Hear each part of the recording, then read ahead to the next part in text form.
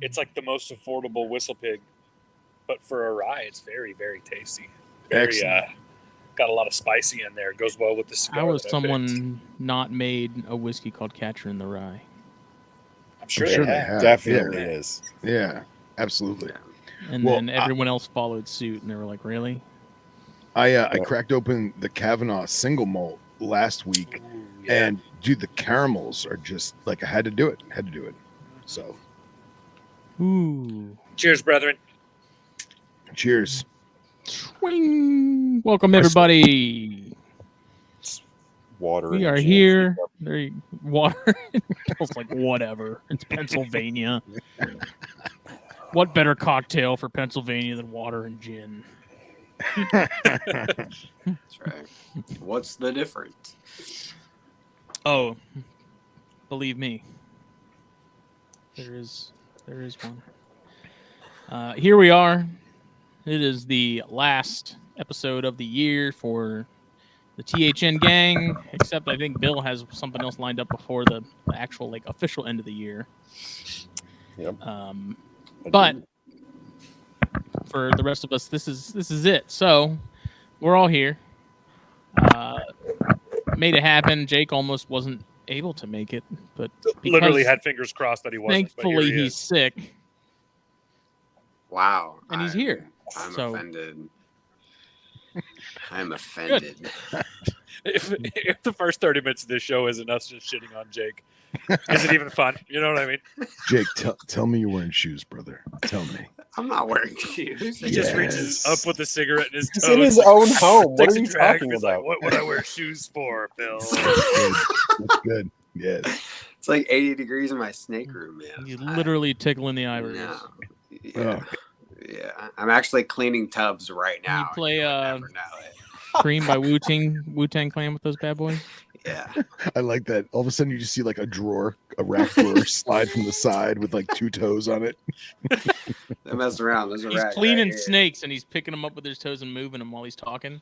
That's right. That's it. Just comes up right here, starts itching his face. It's like that scene in Don't Mess with the Zohan. Where Yeah, he kicks the yeah. guy. He's like, "Was that your foot?" He kicks him with both feet. Yeah. Smell it. Now take it. Well, we're here to Celebrate. go over 2022 and then talk about our people of the year. Yeah. So each of us, all 5 shows, I should say, picked a person per show. So last year we did just like a THP sort of man of the year, which is, he's right there in the corner, jackass wearing blue. And Yeah. we decided to sort of extend that and make it more of a thing. I think it's kind of cool. We talk about a lot of people that we appreciate and stuff each and every year. So I think it's kind of neat to have like our picks. Because there's so many people to choose from that we've had on the show, that we haven't had on the shows, whatever. So it's going to be good. I think every pick that we've made is really solid. I think we all pretty much agreed on them too. So there's actually, is it 5? So there's It's THP, 5. Snakes and Stogies, Lizard Brain, Cornstars. That's 4. And then THN, which is like the one. And we actually I ordered a legit award for the THN person. So as soon as that gets here, and as soon as it's announced and stuff, we'll be sending it out. I mean, Kinda you made it might a as well thing. tell them I don't now. know. It is an albino striped California king snake, and you are so excited to get it to him. His name is Lil Smitty. His Do name's Little not, Spitty. do not get it twisted. Okay. Little, Damn king snake. He's gonna love his life in that 6-foot black box. Dude, that thing, oh, that king is horrible. You're not a real fan if you don't win that and put that snake in it. I'm saying it right now. That's the Little Smitty Pimp Mansion, baby. I'm not even entering. Yeah, but you No, have to send whoever the king wins snake it to is whoever getting The wins. conflict It's of gonna come interest. Oh, it comes off with the king. UPS I got truck you. with a loose, and it has to come from you loose in the box, hoping it makes it. Just a wing and a prayer. so fucking fingers fucking crossed. Speaking of King 6-foot snake, black he'll survive. box, this episode is brought to you by BlackBoxCages.com, and they are currently doing a 6-foot enclosure giveaway. It's 6x2x2. And if you just go to the BlackBox Instagram or Facebook page, you can see the link and enter, and it'll be awesome. It's huge. And, you know, we mentioned, they kind of teased it a while ago. You know, they were going to be doing like a big giveaway, and a 6-foot cage is pretty damn big. So There's a big cage. enter that bad boy. On their Me Instagram, and Phil could fit inside of it together. There were some folks in the comments that were having trouble with the link. The link is now in the bio for BlackBox on Instagram. So if you go to their bio, you can find the link, and it is functional. And you can go to the THN Facebook page, the Herpeticulture Magazine Facebook page, the CondraCast Facebook page. I posted it in a ton of places, so it's easy to find. It's everywhere. And I will say this, in this day of age where so many internet scams and links are floating around, when you share the link to your friends to spread the wealth and spread the joy, make sure you tell them what it is so they actually click it. Yeah. Yes, my bad. I posted it in the Snakes and Stogies group chat, and Lance Kirkman was like, I don't trust it. Justin got I hacked. was like, it's real. It's weird. I swear it's real. I thought the little, so you know how the little preview pops up? I thought that I could do that, but instead, I was like, okay, fair enough. Did you guys see what Mike put? Ooh, it's just turning into the roast of Jacob Browse, man. There it is. It's like the opposite of an intervention, Jake. Get shit on. Hey, man, Jake is the Pete Davidson of the group. It's actually encouraging you to get worse. Dude, it's my life, man. I don't know why it just comes with my territory. So you know, y'all can't. You can't hurt me. I don't know if Jake should take that as a knock, man. Like the rumor mill of why he catches all them pretty ladies. That's what I'm saying. You know, It's the toes. right? It's definitely the toes. Might translate, might not, whatever, you know. 20 fingers is better than That's what 10. I'm saying. Goddamn right. Oh God. All I'm saying is I'm gonna be the one laughing during the apocalypse, running up trees and stuff. What? Yeah, that's right. Maybe he is sick. I love how that's like your biggest, your number one goal. Like if the apocalypse happens, is that Jake's gonna be the most Number one coconut farmer on the planet. Yeah. Can't catch me. I'm in a pine tree. That's right. You ever seen me scale a pine tree? No, I haven't. Exactly. Phil's all, I have an haven't let you in armory. yet. Phil's all, I am an armory. Jake's all, I can hang upside down. I have my toes. Why do we make him sound like that? Let me give you my strong foot. I'm apocalypse ready. Jake scales a tree and Phil just pulls out a bow and arrow and shoots his ass down like Legolas. Hey, that's the thing though, is I can also shoot bow and arrows very, very well. With his feet. With my toes. Yes. Oh God. So On that Olympic note, sport at this point. who's laughing? this episode is also brought to you by the fine people of the Pacific Northwest Puget Sound Pythons. If they want to claim And- it after all of that talk. Steve Snaketuary, Yes. Silent Hill Reptiles, Yeah. everybody. This is everybody on Everybody. this one. Since this is like a collective, yeah. So Yeah, absolutely. check everyone out. Really, really Oh. proud to call all those people sponsors and excited the support they give us, and really happy to spread the good word of the work they're doing and the products they're making or producing. Cheers Great to people them. all around. Yeah, cheers to them. Cheers to Yeah. them. What are y'all smoking this evening? Oh, Raspberry lemonade. you already know, Justin. The Oh, La yeah. Aroma de Cubana Passion. I had to go look for a few of these. Passion. The Churchill size. This is probably my cigar of the year, man. This one and that Herrera Esteli that came out. I don't know. This might not even be a 2022 cigar, but goddamn, I got onto them. That this was year. my They're great. pick that was my top pick for last year, if I recall. That was Yeah, these might have that been a was last year's that cigar. was- That's right. Oh, it was so good. Man, that the McAuliffe A was real good. Yeah, dude, that's my favorite out of what they do. Like I've smoked a lot of their stuff, and that Ambassador is the one that I go back to consistently. And all the other ones really don't do much for me, but that Ambassador, man, oh my god. The Drew Estate 20-acre farm was probably a very special cigar for me this year. My problem is the limited availability. Still got plenty in the shop. God damn it! I need to get a box of those probably because they're those and these are my favorite, or a half box of each or something this year. We'll work that out next week. Yeah. Dude, that 20 Acre Farm is just delicious. Had one on my birthday. Hell, you sent me 10 or 12 of them. Smoked them all. Man. It's the way to do it, man. I've got Alma Fuerte Placencia. Oh, those wow. delicious. Those are good, man. I didn't think I'd care for that size, like that particular, the Solomon, I think is what it's called. And I'm usually not too big on like torpedoes like that, but it's a funky shape, yeah. That was actually the best one out of the sizes, I think. Yeah. That was the one I enjoyed the most. So yeah, it's like a box pressed tapered torpedo. Do you cut off the little tip on the end usually? So I'm afraid that I'm gonna mess the cap up. So I V-cut this one. I V-cut the last one I smoked, and it came out fine. I mean the front tip. Like no.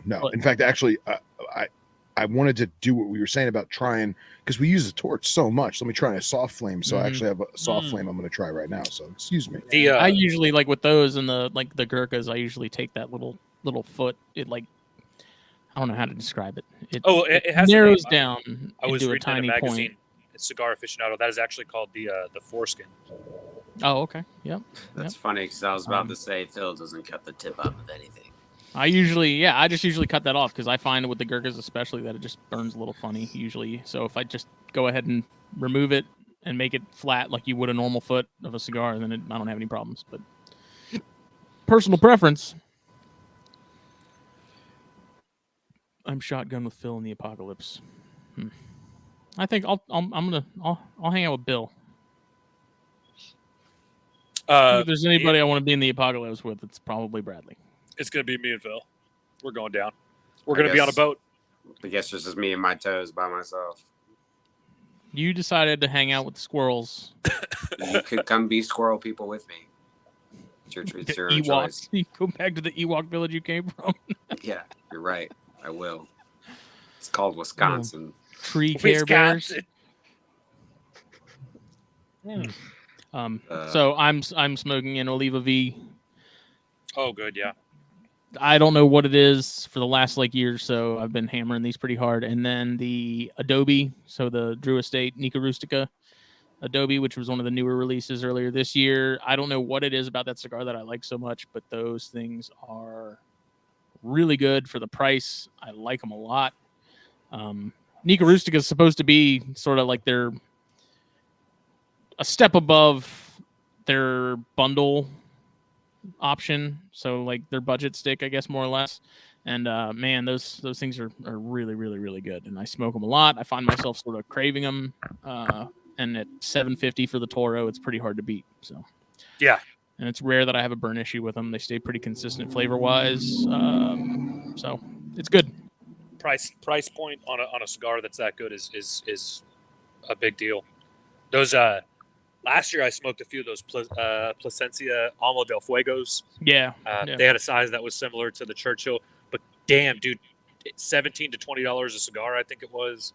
Alma del Campo was my favorite out of that bunch. The Year of the Tiger was really good too, but Year of the Tiger was like a $50 cigar. So he just got some in that are $60 a piece, and maybe if Santa brings me some extra money, I may ball out and grab one.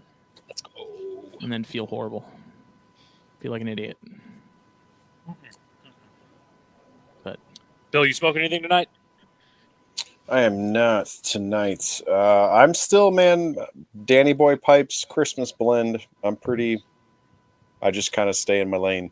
It's good. I like it. Yeah, that's awesome. We have some our usual weekly questions. Do we want to bust into those and get those knocked out real quick before we sort of get into the meat of things? Yeah. It's rare to have all five of us on one show, you know. I don't think all five of us have ever done a show. Really? No, not at the same time? I don't think so. Wow. Coming together like Voltron. Even when I was when I did Man of the Year last year, Bill wasn't there, I don't think. Well, it was just me and Jake because it was a THP thing that we just Oh, that's right. kind of on a whim. So yeah, they just did a separate episode that time, I think. You know what it is too is that sell some Thorn Scrubs and you'd have mad stogie money. There we go. That's funny. It's interesting because we all talk so much, like in group chats and in a daily basis. It's nice to see you people all together. Oh yeah. Your beautiful face. I still have 2 thorn scrubs, by the way. For the love of God, somebody help. And a king snake. And I'll just say, they eat like monsters, and mine are cool. Like they're just normal. Badass. They're just I baby sent you some, snakes. didn't Like they don't really. They run a little bit, but they're pretty chill, and they eat like savages. I've got buckets of them, and even my wild caught ones. I don't have issues with any of them. I literally think it's just Justin. Yeah, no, my adult trio, they're fine as far as attitude goes. They don't really like me by any stretch of the imagination. And they can be kind of finicky with eating when they want to. Like sometimes they're like, it's normally when they're at shed, they'll be like, but they're pretty okay for the most part. All right, well, then maybe it's just I'm a pitch. Yeah, I will say call a spade a spade. There is somebody in the chat that sent me a yellow rat that did 2 birthday parties and then immediately started side chewing on my wife's hand. At a school in public, so that happened. Obsolete, love doing that shit. Those gray rats I sent Jake are dude, they're notorious puppies, for that. Man. No, but they'll start just chewing on your arm. That did happen the other day. I was sending some videos to her. I thought we were friends. I talked so highly of you. I was like, how dare you strike just me? telling everyone how great they do you it were. so slow. They kind of just like rub their little nose into your arm, and they're just like, just in case it's food. Yeah, he just totally just mouths my arm. It's like, no, that's not. All right, questions. So if you guys are here on Monday nights, you guys know the drill. We have close-up pictures of 3 different species. First person to guess a species gets a shirt or a beanie or whatever Phil might have up for grabs. I've still got a cigar stand, a Snakes and Stogies cigar stand available as well if somebody picks that. It is very nice. Mine's right here. It's metal. There it is. Yeah. Got a chondro on it because KP knows what the best snake is. And it holds. It's because the gecko didn't look good on it, Justin. Let's be honest. Whoa. The chondros are so awesome. They're not included in this show tonight. That's cool. Oh, damn. Yikes. And now for the I wasn't going to say anything, and I was going to leave it be because I was like, you know what? I don't think I can do a person of the year because I haven't really done a show. I thought you did 1 this year, right? I think we did 1. It counts, man. Yeah. Okay, well then Tim Morris, the ChondroCast Man of the Year. Way to go, Tim. I'm really stoked about it. Really proud. Isn't that technically more shows than GTP Keeper Radio? So he's still I don't fine, know right? anymore. I heard they're bringing it back. Yeah, they did an episode or 2 recently even. We had that many blood moons in 1 year? What happened? Remember when Justin was going to do a Dart Frog podcast? Yeah, I still would do one. If I had time, you guys joke. I was a very strong advocate of that, so I can't I was really like, let's do it. I will add this to the things I listen to.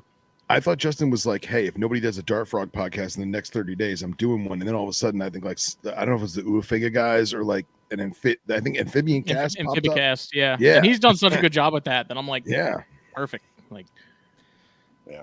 I want to do it, but then I worry about a ChondroCast situation where it's like I just don't have the time as much. So he's doing a really good job with that. But an invert podcast needs someone. I'm going to say it again. Maybe it'll happen.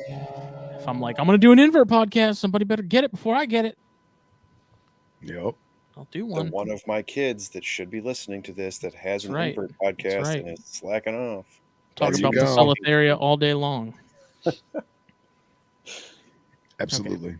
Question time. Let's go. And by the way, so these are holiday themed, okay?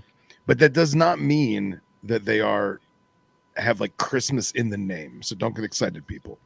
Not an invert episode, Miguel. I'm talking about an invert show. Like strictly scorpions, tarantulas, I guess centipedes. Isopods. Are isopods introverts? They are introverted. I think they're very reserved. They like to hang out and spend time alone. God damn, I'm stupid. God. I'm still mad that we didn't have an SNS shoot off for alcohol and aquatics and get their fish nerd on. I thought we Yeah, that had a would be. plan. Yeah. There's a podcast called Alcohol and Aquatics. There's gonna be. Oh, Yeah. Oh, this thing cracked already. Damn. Really? That soon? It had a spot, but it hit a pretty big vein, so it's gonna stop. Well, we already got a winner. What? Fucking No. killer. Keller doesn't No, count. It's not. It's Keller- not Keller. It's not Keller. Oh, Everyone's right on the wait money. a second. Dang. There it is. Boom. What is it, Phil? It is the tiger keelback, Rhabdophis tigrinus. Mr. Chris Sanchez. So people that slammed that out in the chat, did seeing the neck help you? That I wondered that when I saw this picture. Is that like I don't know enough about this snake to know that, but is that a very specific transition? It is. It's a very abrupt, high definition transition between the nape itself and then that underthroat coloration. Normally they're not this red. Normally they're more of an orange color. And I actually had a great picture of one like hooded out with the orange and black, but it didn't fit the Christmas colors. I needed red and green.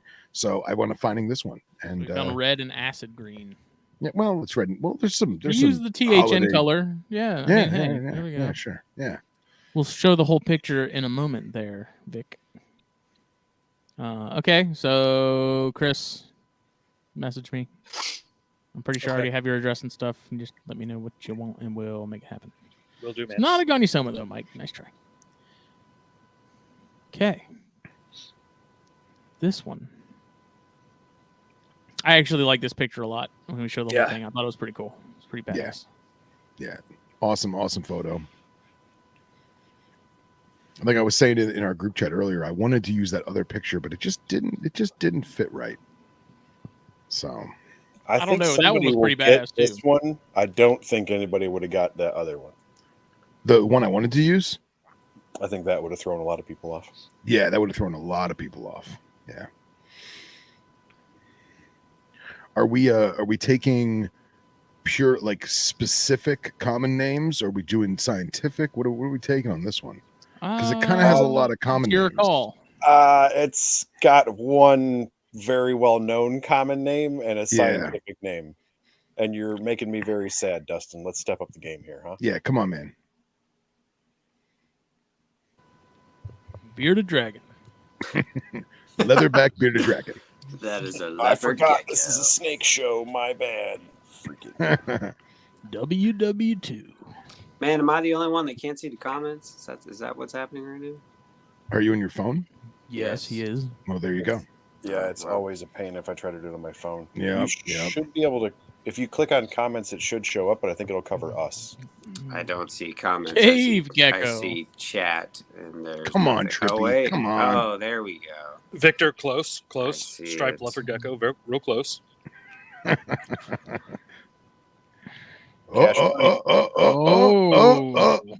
There it is. Man, Joe's been on a friggin' tear. This is like the third Yep. week in a row. I There gotta it send him two is. things because I didn't even send him something last week.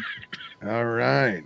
So this one, ladies and germs, is Varanus griseus, the desert monitor. Varanus griseus. Dang, even got it with the scientific name. Yep. Where are those endemic to, Phil? So they start in the Sinai Peninsula and northern Am I Egypt. out? Am I back? You're there. You're there. We hear you. So Griseus starts in northern Egypt in the Sinai and then goes all the way up through into the Caspian. And there's actually, I think there's, Bill, is there two subspecies or just the one Caspian? I believe it's just the one, but that's another one of those where probably needs more work, but isn't always the easiest thing to get to. Yeah, this particular Bronze one a day came late out and dollar of. short. Yeah, he is. He was close initially, but the this particular one came from the Negev Desert in Israel, and I felt it was it's a biblical time of year. Why not give like a biblical lizard? Yeah. All right. Let's see. Slide 3. What could it be?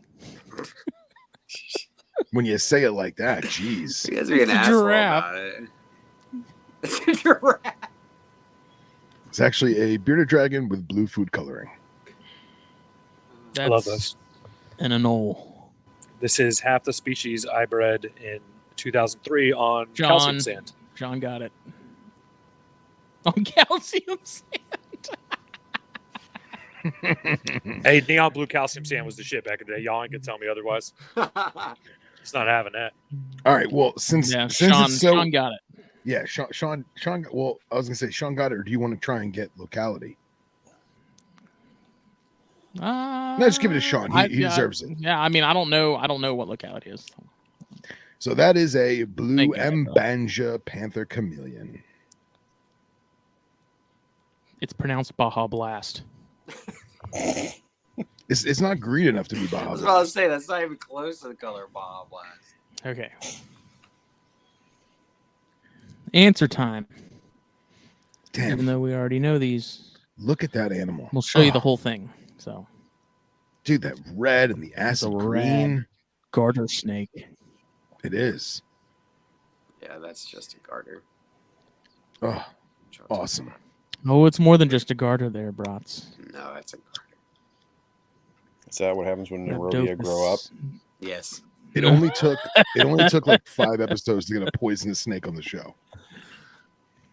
That I miss? Well, I don't know. That's another one that maybe to us seems odd. It's both, actually. It's Oh, both. really? Yeah. Oh, yeah. How is that? I am dumb. So the Rhabdophis genus has specific nuchal glands in the nape of the snake that produce a particular toxin that on itself is relatively harmless, but when you combine it with amphibian toxins, specifically bufotoxins that the snake consumes, it becomes a super nasty poison. And I don't know if Tigrinus can do this, but there are other Malayan and Thailand locality species that can actually spray out the nape. And there's been like reports of people getting it in their eye and like messing their That eye is metal as can be. That's awesome. up. Yep. Billy Jenkins. Jesus. How So, many yes. until you get a crocodilian? That's gotta. I don't know. It's snakes and stogies, so I try to keep it snakes personally. But Yeah. And well, tonight, because it's a THN, end of the year show, I figured, throw some lizards in there too. So Miguel said, "Same Jenkins ban him." Get him out of here. Mods, get rid of him. hey, there it is. The mythical desert monitor. Dude, I love them, man. They're one of my favorite monitors. Yeah, it's a cool looking critter. That's beautiful. Can you zoom in on that photo just to show like the face scalation, the tongue? It's the lizard that every rubber lizard from the store is modeled after. Exactly. Right. Exactly. That's right. I regret not getting them when I had the chance, man. Super cool. How big of a species are those? They get like 4, 4.5, 5 foot, Oh, right, okay. Bill? Yeah, they're So a they good got- size. Yeah. Yeah, I got some good Yeah. size on them. Yeah. But they're very lean because of their desert lifestyle. The only time they ever look plump is when they're, posturing in defense and puffing Right. out. Puffed out. But the variability in the pattern is pretty stark. But I feel like a lot of them, because they live in such a sandy environment, a lot of them are just dusty and dirty, Right. So this is an exceptionally good looking one. The more Yeah. farther east you go, into like Iran and northeastern Iraq and into southern Caspian Sea area is where they really get that crazy orange, like the one I sent in the group photo earlier. Do I keep cutting out? Not that time. We heard you there. That's weird. I get the spinning wheel of death, and everyone goes black. No, you're still there, man. I mean, I can't see you because the Puget Sound logo is covering you, but we hear you. You can feel me. I can feel you. All Unfortunately. right. What a beautiful animal. First, What a great picture, too. Yeah. Par Dallas. Yeah, man. Cloud9's got some bang and blue panthers. Yeah. I had a group of panthers for a while in my early days and really enjoyed them. They are quite a unique species. I think they, don't live a real long time. A little difficult to keep. They require some specific parameters. But damn, they're really rewarding. They're a great animal. Oh yeah. And it was tough, man. Like getting the right, blue and white. Like it was tough finding this photo, but I think this one panned out well. I love this photo. It's a really nice photo. And like to find out that that's one of their founding line breeder males, like awesome. Keller claims we're just salty. Keller, you are in fact correct. I am salty. Thank you.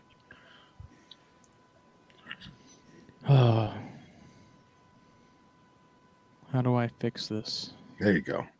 Life, Okay. we don't fix it, There we Justin. go. It just comes in waves. This thing takes roll a with it. second. Should I show that Greasiest from Uzbekistan? Do it. Yes. Yeah. Do it.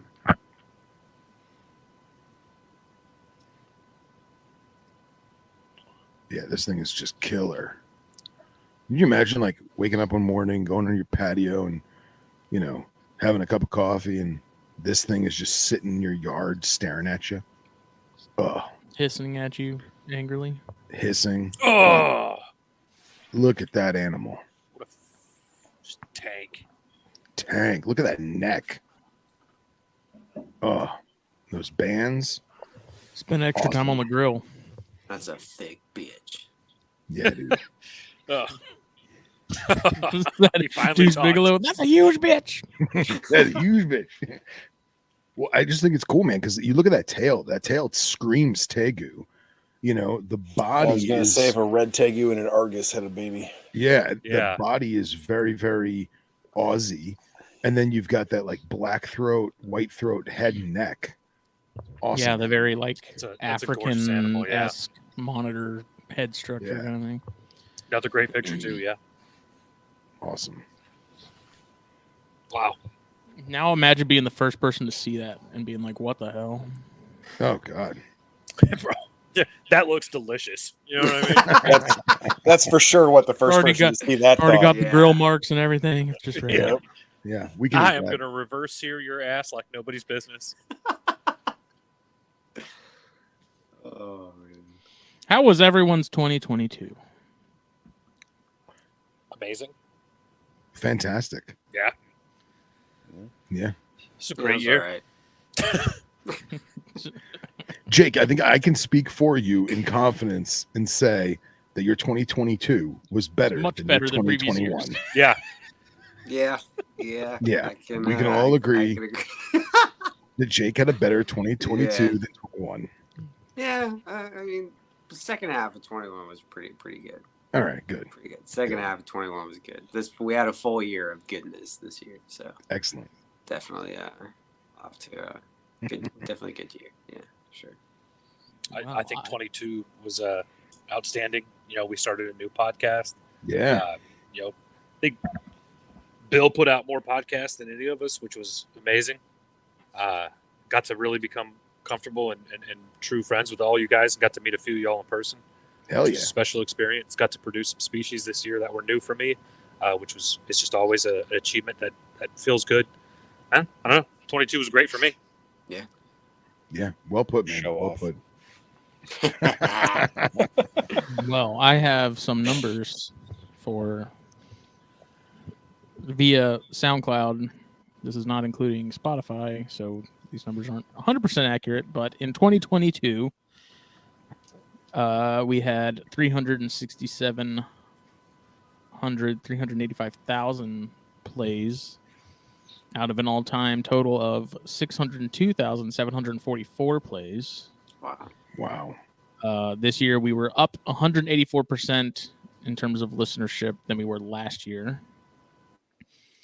Top countries that listened to the network for 2022 were U.S., Canada, Australia, UK, and France, which I thought was interesting. Which are all the same for sort of the all-time, except after France, it's actually Taiwan, which I thought was also interesting. I don't know if Nice. there's like some weird geo caching computer linkity or something that I'm not aware of, but thought that was pretty cool. overall, yeah, it was a great year. I don't really have any complaints. We started Cornstars, which I freaking love. I've really enjoyed doing that one. I went hard on corns this year, so it's I don't know. That's a species that there's a lot of nostalgia there for me, and I like talking to Chris and talking to Mike and all the other guys that are sort of heavy into corns too. Just the options and the endless combinations and stuff get me super pumped, and it's so hard to just settle with one particular corner of that. There's just so much stuff. So not going hard on Kings, Keller. Thank you. That's Chris. And a lot of Lopin. Kings. A lot of fucking Kings this year.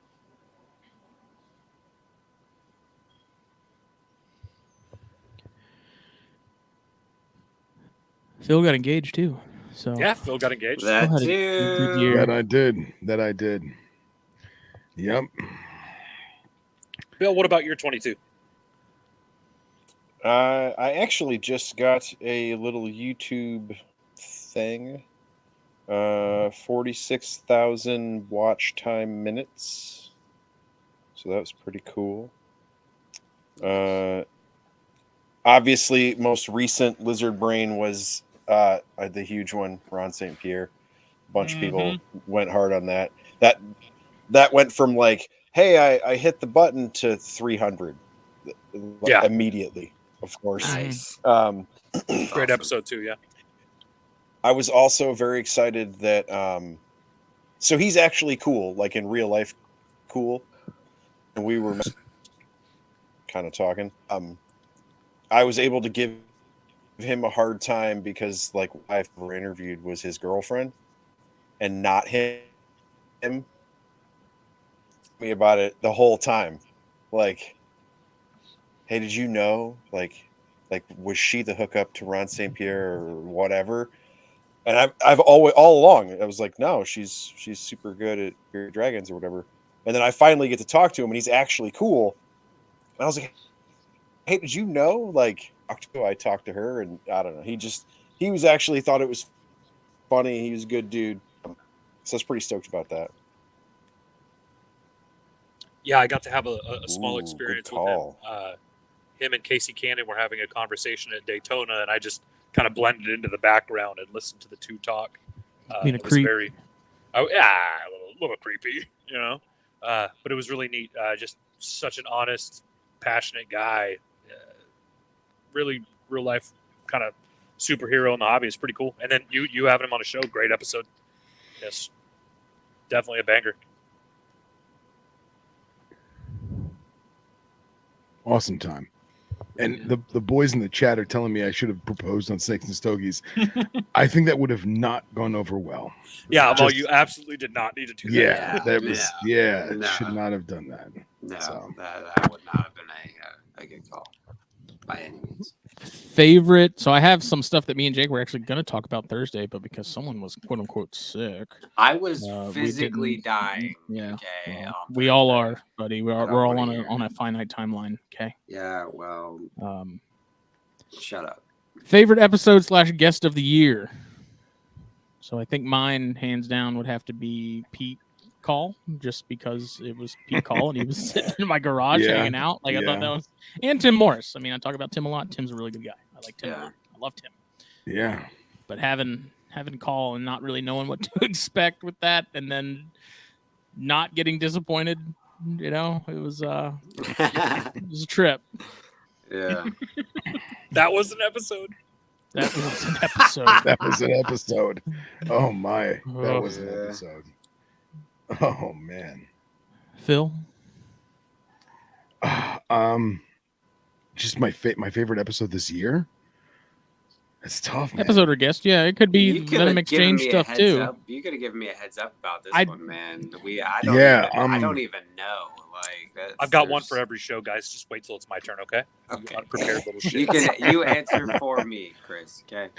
Thank you. Well, I was gonna say is starting Venom Exchange Radio this year with Nipper was something that we had a long time coming, and it feels really great for us to be able to express what we love and talk to people that share our interests, and much the same things we do on these podcasts, right? And I really love Venom Exchange Radio because I really do think it is the liaison between the Herpetoculture Network and Morelia Python Network.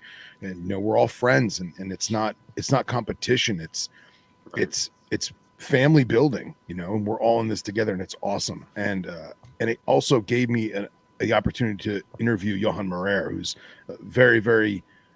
I really, really look up to that guy and everything that he's done, whether it be the books he's written and the herping he's done and the education he's done. So like that was super duper monumental for me.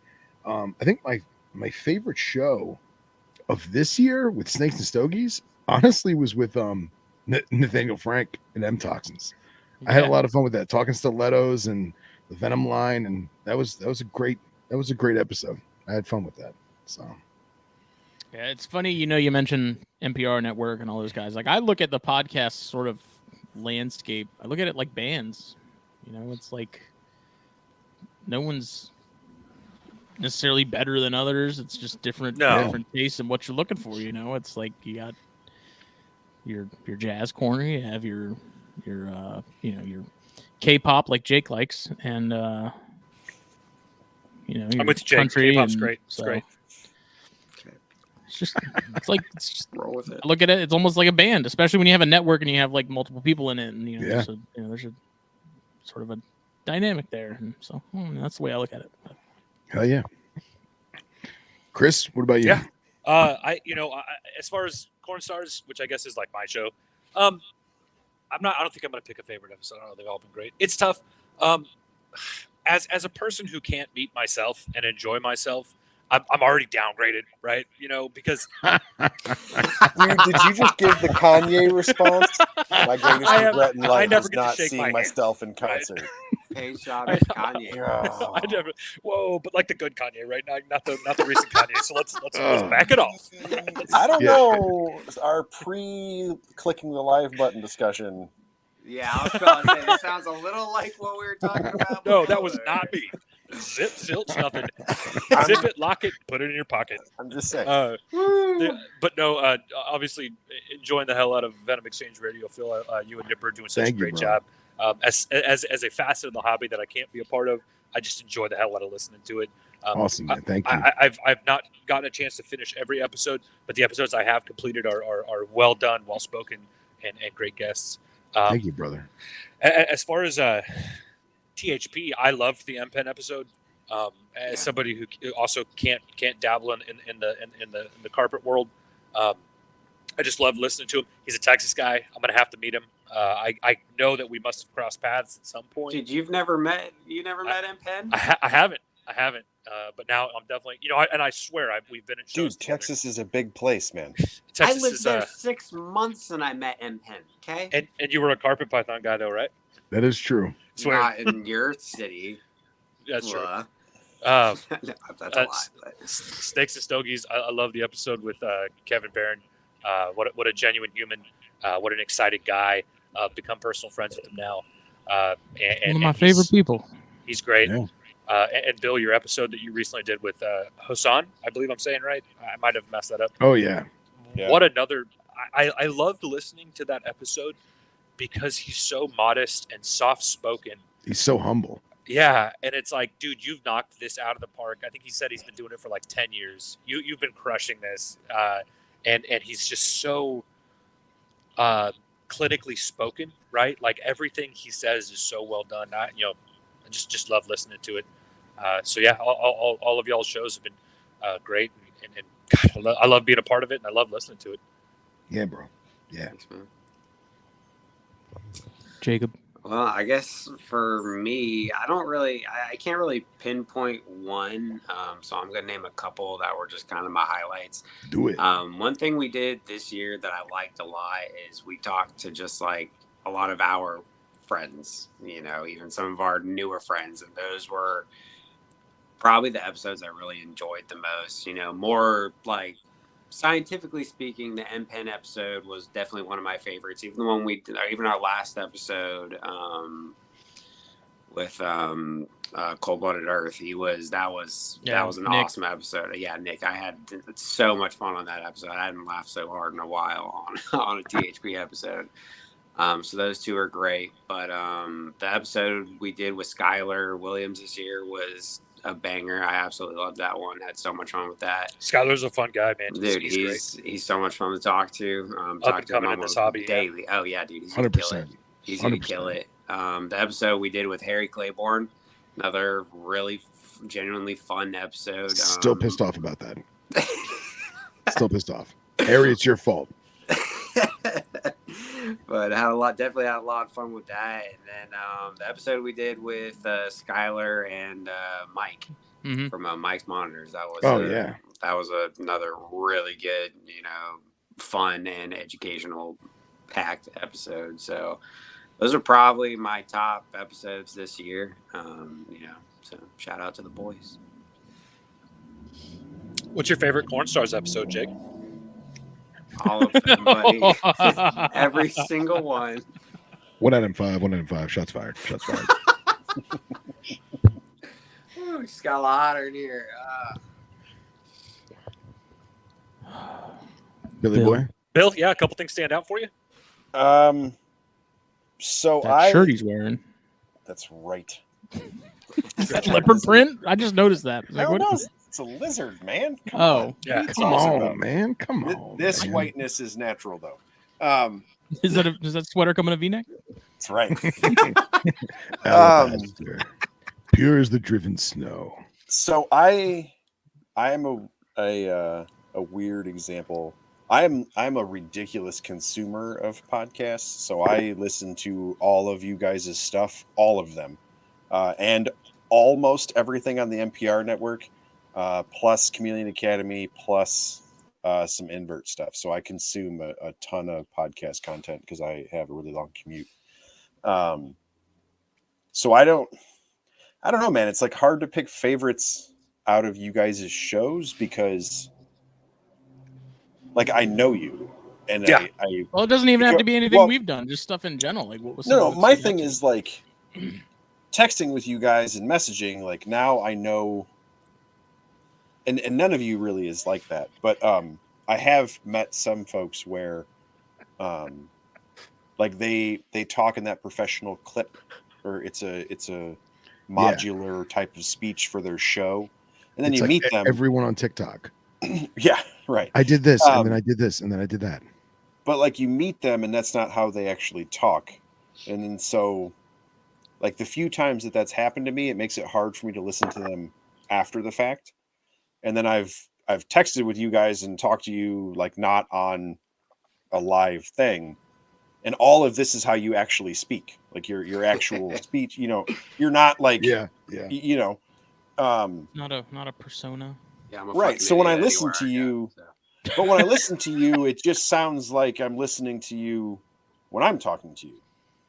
And so I don't know. I just fall into the like, oh yeah, I always listen to Phil and Nipper. I always listen to Chris. Like I don't talk to you every day, but I basically listen to you talk to me every day because there's so many things to listen to. And then I actually thought it was really cool this year that quite a few people, both directions actually for THN and NPR, we all kind of ended up talking to each other, especially because NPR became a lot more involved with colubrids, which started to involve all of us more than just having the Morelia interest like you guys do.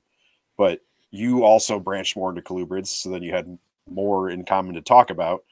And then because they have Reptile Fight Club and things like Snakes and Stogies are where a whole bunch of Reptile Fight Club ideas happen in the chat of this show.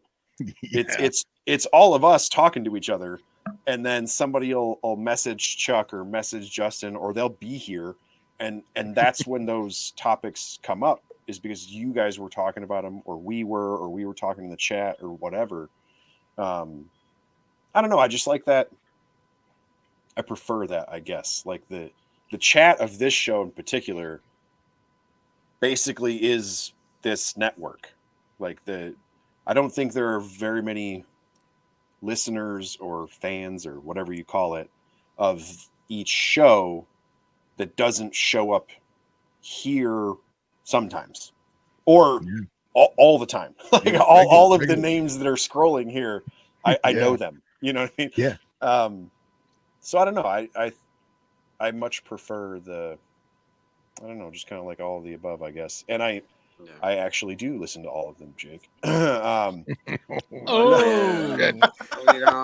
y'all can y'all just like not come for me for like. What do you 5 tell a seconds? man with two black eyes? Ryan's He's already been told Ryan's twice. doing it in I the haven't comments, taken shots at laughing, you. Everybody's having a grand old I time. wanna be Okay, one. look, Congrats.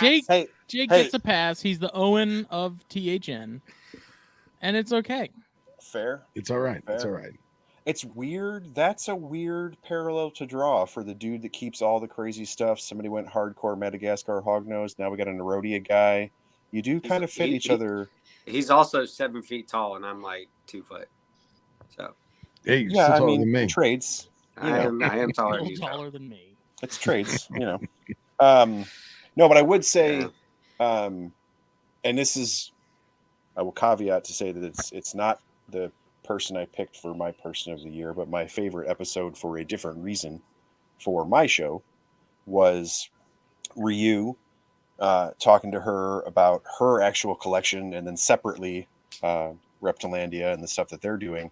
Yeah. A little bit because of the same thing with Ron and Heather and folks like that, and conveniently coming up there, that'll happen again for my show, is I didn't talk to Ari. I talked to her, which a lot of people thought was funny. It's great though. But in all reality, it was after talking to her on the episode. I didn't know that she is a person on the spectrum, and she struggles to talk in this kind of environment, like very hardcore struggles. And she freaking crushed it when she was talking to me. And I do it just like this. So there was also a scrolling chat. And so for her to do that and participate in the chat and like totally smoke it was really cool. And then she talked to me about that afterward, and how that was a really big deal. So that was one of those things where I didn't know that going in. And then it ended up being super cool. So that's probably one of my favorite things for this year. Yeah, that's awesome, man. It's awesome. Great call, yeah. It's awesome. Billy Jenkins, put it on my tab. Justin's racked him up, man. Do you know what kind of US ARC donation we could get for that? Yeah. No kidding. Come on, man. Man, the roast You're of talking to Jacob the wrong Roth. crew, buddy. What's the value of a albino Get king my snake? We'll purse. donate that. Exactly one joke. I will say this too, just because we're on lizard brain right now. Not only did you have Joe Hupp on twice, but I know Wally Kern was in 21, but yeah, all those 3 episodes, man, like maybe it's because I'm a gecko nerd, but like just having the chat, man, like Wally Kern and Joe Hupp, like that's just awesome. Yeah, absolutely awesome. And so the funny thing is that this style and community building, however you phrase that for Snakes and Stogies, that super translated over to Lizard Brain, in that the people who are in that chat consistently are those people, like Joe and Wally and Mike's Monitors and like all of the name whatever lizard people show up and then are asking each other, like Wally was in there asking Joe about his roaches and geckos and all this, and it's like, hey dude, you're the other guy, like what are you asking him for? Like yeah, that's awesome. Well, I think a lot of us would agree that, I mean, I know like we kind of talked about it briefly, but my favorite sort of show in general outside of what we're doing is Colubrid and Colubroid Radio. Agreed. Or without a doubt. It's great. I don't commute nearly as much as I used to, so I don't get to listen to a whole lot, but I don't miss an episode of that show. Yeah, listen, we make it a point. All I'm gonna say is that's a podcast I listen to sometimes. Oh, there you go, Jake. High praise. I don't know what to tell you, man. That's about as good as it great. gets.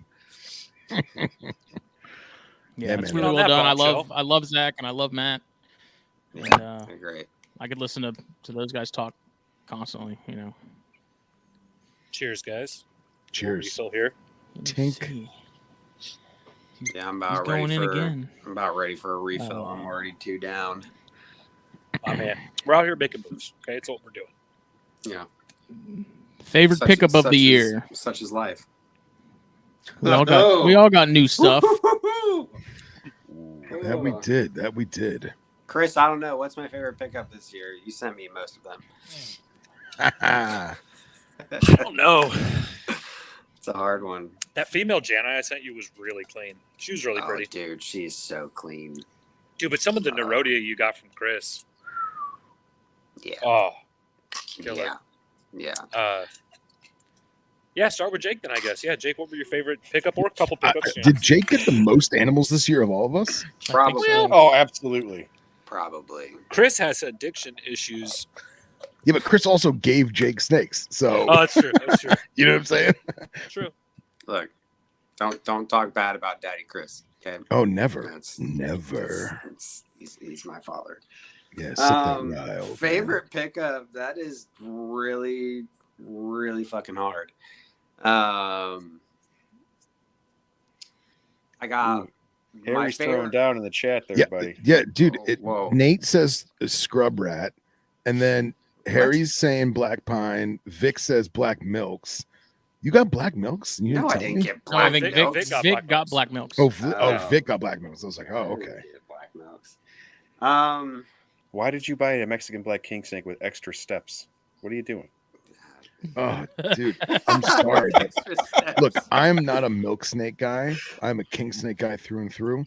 But dude, black milks are just They're amazing. monsters. They're Awesome fucking amazing. animals. Awesome animals.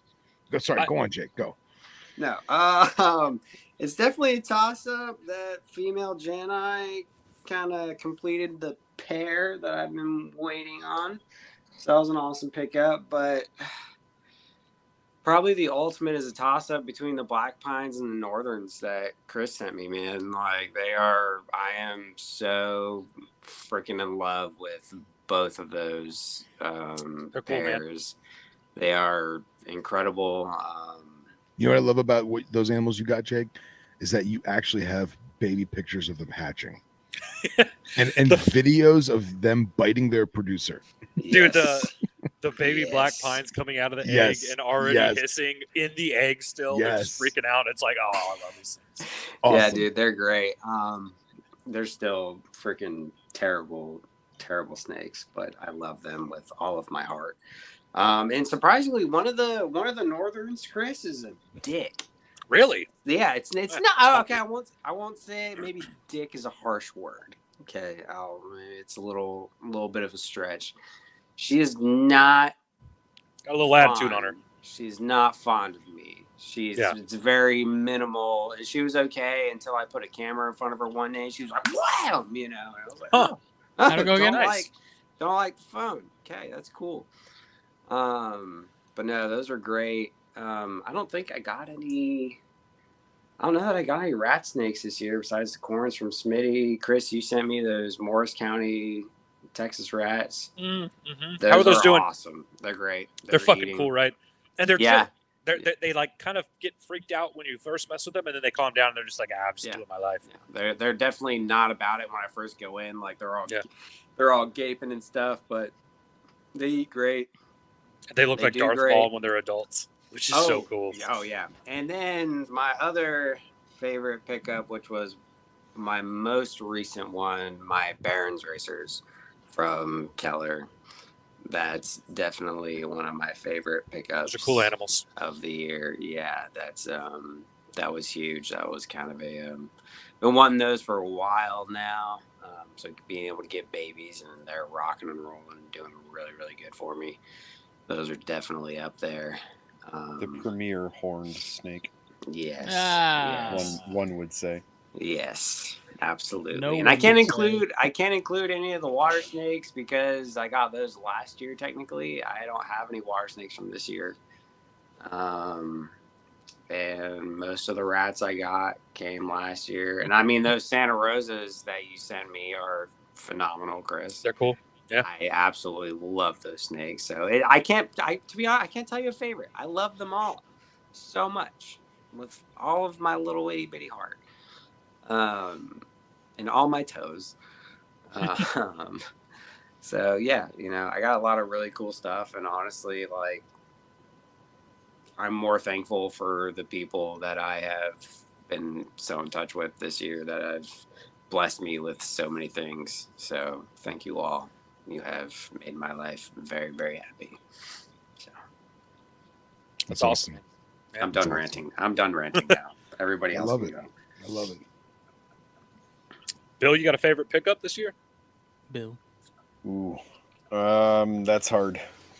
I got a killer Texas rat. The yellows on it are ridiculous, and it's cool. Like, sits in your hand, goes to birthdays. Texas rat, which is not standard Texas. It's like a 50-50 on them. When we run into them, sometimes they're fussy and sometimes they're just really just there. I think that Texas got that reputation because the cool picture is a baby leucistic, essed up, showing off. Like, that's. I sent Jake a picture of the one I sent him doing that exact same pose. Yeah, it's an awesome picture. The whole body just up and yeah. Yeah, that's hard. That's a really cool snake. I just got a gray, since that is in the chat. That is really awesome. We're using that to we show differences with the corn and the gray in pattern when we're going to shows now. Grays are the best. I love gray rats with all really of my heart. I love bringing them to shows, and then people are like, "You brought a gray snake," and then you get it in their hands, and they're like, "Oh, not just gray." Because quintessential Americana. Yeah, they're thinking, everybody just goes to like decays or a ring neck or like, it's just a slate gray pencil. And then you put that in their hands and that you can see the wheels turn. Yeah. My son got an assortment of ridiculous turtles. We're having a great time with those. We Hyosemis grandis. That's a really sweet turtle species. I recommend people check out. The Borneo painted terrapin we got. Those are killer. Very cool. Very cool. Super dark flesh. Those are an amazing animal. I don't know, man. And a giant retic. That was fun. Well, that's not your favorite snake. It's not. I love the fact that will allow me to continue my trend of making TikToks insulting people that make stupid TikToks. Yes. And yes. I'm it's a meme snake. Do that. Yeah. We did the alligators and pizza video just recently with our awesome. alligators. So if you want to go on TikTok and check that out. And then we had done a retic video, and then of course, because it's the internet, another stupid retic video came out. So we will be doing another rebuttal for stupid retics. Nice. That's good. I think if anybody, a giant retic needs to be in their hands and is going to do a great job with it, it's you, Bill. And retics are gorgeous. We can't sit here and say that retics are not just fucking amazing animals. No, they're no. But Bill's the only person on the planet that should have them. Yeah. No, definitely not. Definitely not. Not the only person, but I will say, if you're going to keep a snake that's over 15 feet long, probably don't keep it at the height of your head, and probably don't throw mammals at it and put it on the internet, because that would make you dumb. And then I'll make a video with my children insulting you. And if you maybe feed pizza to alligators, my daughter will pose on Facebook with pizza in her mouth holding an alligator, and she will make fun of you, and she's an American teenager, so they're great at it. Yeah. So yes. They're demons. They're terrifying. Just the best. American teenagers are the scariest thing on the planet. Yeah. And fun fact, the natural predator of pizza. Yes. Yeah. The only predator of pizza. Or at least it should be. Right. And Harry, I love you too. I'm not actually mad. Ooh, man, Harry's throwing down Dasypeltis, Gulf hammocks. Yeah, Ooh. man. Killing it. I also forgot to mention with the stuff that I got this year, I did get Gulf hammock rats as well as fox snakes. So badass. As well as fox snakes. So those are definitely up there. My golf hammocks sit in my upper cusp of animals that me interacting with them is just delightful. Dude, and it's so funny. I really did not have much of a desire to get them until I got them. Like, it was one of those things. I had a little extra money for Daytona, so I messaged Montross, and I was like, what do you got? You know? And he was like, oh, I've got this, that. He was already bringing me the foxes, and he said he had a pair of golf hammocks. I was like, man, he gave me a really good price. I was like, man, let me go ahead and get a pair of those golf hammocks. And I love these snakes, dude. Isn't it They so are weird? You so cannot cool. take a picture of what they actually look like. No, you and can't. it's every picture they look dull and drab, and then you have Yeah. them in your hands. You're like, man, they have these iridophores, and Yeah. there's something as far as the Obsoleta group is concerned. Now, I think my favorite Obsoleta is Everglades rats. Probably always going to be Okay. my pairs. Probably some of my favorite animals in my collection. And but dude, those golf hammocks are amazing. They're great, man. They are absolutely great. And mine are Posset albino. Well, I'm all about that wild type look, so I'm okay. I'm okay. Minor with locality. Yeah, minor locality too. True. Without They are your- gorgeous. They are without gorgeous. your little pos hat, Mr. Cool, whatever. Phil, what do you got? What's your pickup this year? Oh man, I didn't get much. Got some Chlorecus that kind of just fell into my lap. I don't even like. They're beautiful, and I got a neonate like fresh out of the womb eating live on Instagram, which I thought was crazy.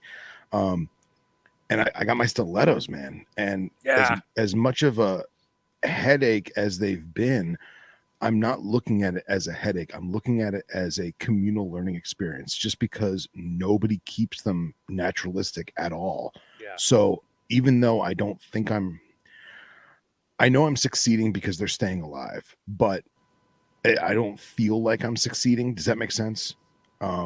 Yeah. But yeah, hey, dude, the chat is trying to help you out here, man.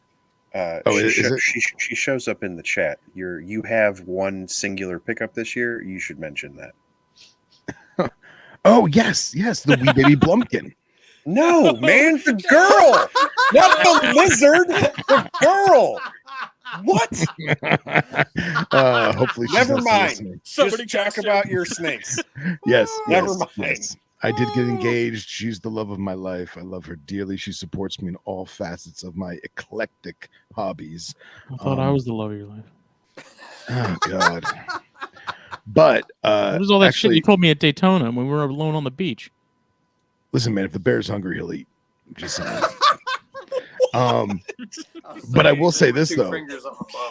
But I will say this: my favorite blanket and wine and everything. My favorite reptile pickup of this year is probably the pair of Outer Banks Kings that I got from Dr. Loafman. And actually, I see Sean got OBX too. Gross. And he's Cookies been my Outer Banks buddy. So we've been comparing and contrasting our little neonates. But trying to think what else I picked up. I got some other odds and ends to kind of pair stuff up.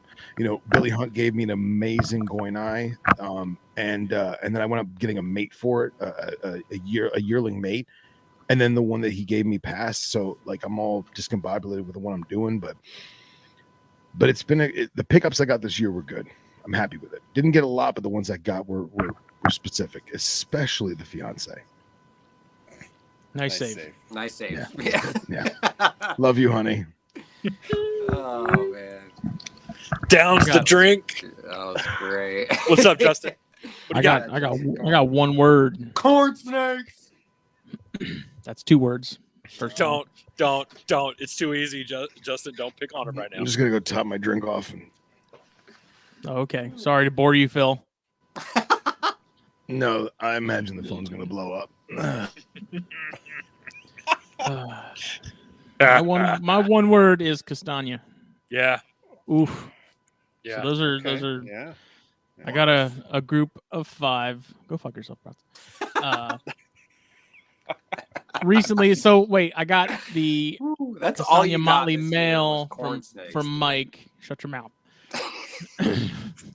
But which he is awesome. He's the one that like that mail in particular was what made me go, you know what, these are really nice. I think I want more. And so Eric Westmoreland hooked it up. Got a nice group of Castagna from him. Got that Mandarin female from you, Chris. And that is one more I am just incredibly pumped to do stuff with in the future. It's great. So It is a great looking morph and it combo as well. It's cool. I'm glad you're working with it. But I got a lot of corns and they were awesome. All of them are awesome. Like I'm All at right, a I'm point back. now where I need Is to. Justin done talking about Bear Dye? No, he's Ooh. not. No. Sorry, go on, Bear. Sorry, You go on. missed it. He's Bear talking Dye were about last year. Castagna. Oh, Castagna. Yeah. So very excited about those. But I mean, I got a ton of corns this year, and I'm at a point where I really do need to like cut back on some stuff. But everything I have, I like so much that I don't want to get rid of it. So Smitty, don't It's hard. lie. Yeah. hard. Don't, Justin, don't lie. Lil Smitty's definitely your favorite pickup this year. he's not. Yes, he is. I Well, know he So is. That's when my you favorite when you pickup of the combine Castagna and Little Smitty to make new jungle corns, who do you, which Oh my parent? god, true. Hey, True. You should totally do Yes. that. Dude, Jungle and Jurassic corns are the best. Did he just leave or did he get Imagine booted? if that was on purpose. Oh my I hope God. it was. Just No, he's fucking still there. just He's still punched his there. It was computer on and fucking purpose. left.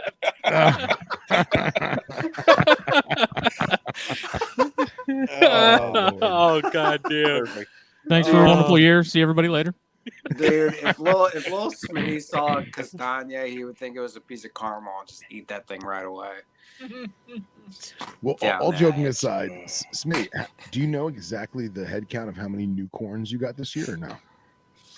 I sent him year- 21. You sent I him ended- 21? Right? It was Hey, 21 or wait, 22. wait. I sent him so fucking many. I sold like 4 of those. Go. Well, Oh my man. gosh. Woo. I'm Ugh. sweating in here. Uh, Holy smokes. Take Justin a- got like take your 40 shirt off. cords this year. It's I got a solid, lot dude. of corns this year. I love it. I'm so glad my wife doesn't I listen to this. Told you I abandoned my hopes and dreams with chondros and just I became a colubrid guy. I Oh, think that God. I think there's some good Ugh. work you're going to do with colubrids, but please don't discredit your work with chondros, man. It's something that takes a lot of time. It's something you're going to maturate with, and you're going to do amazing things with those too. You already have. So I agree. yeah, 1,000% agree. I'm excited to see the stuff you do with chondros, man. Yep. I'm Birkin corns. I disagree. Just give up. Just give up on the fucking chondros. jeez. God damn. I'm just, Rhino rats and corns. Just boys, like- let's go. Just like how Jake gave up on carpets. I still have Ooh. carpets, and I'm about I to still have actually chondros. get eggs. So, Oh, that's Oh, awesome. man. Man, oh, man. But, Yeah, I got a lot of corns. So I got the pickups at Daytona were really awesome. That Cinder Stripe guy, Oh yeah, he's yeah. killer. That pewter from Chris, Honey Tessera. the Honey Tessera stuff, but that was also last year. Was that last year? I thought you got new ones from Chris. Not the Honey Tessera. That came from Oh, okay. JT. So okay. I'm still in love. I sent you the Ultramel, Anery, Stripe, Hypo. That the one that has kind of a cube back on it. yep. That one's badass, dude. I have no idea what that fucking animal's gonna look like. No idea. It's gonna be cool. I don't like it when mom and dad fight, but I'm okay with having 2 Christmases. I got an Xbox and a PlayStation. Let's go. And a small dose of clinical depression. Let's do it, guys. Oh, Yeah. my God. A lot of awesome corns. It's good. I can't stop. Can't stop getting them. Can't stop, won't stop. Can't stop, won't stop. Oh, damn it, you beat me to it. That's That's why I'm like, Chris. Just yesterday, I was like, Chris, put me down for another pewter when you produce more. Yeah. I have 2 pewter tesseras.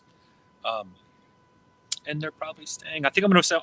I have a good friend, Kim Ball, Oddball Reptiles. I think I'm going to send her one. She's a sweetheart. She does a lot of stuff with corns. But yeah, And next year.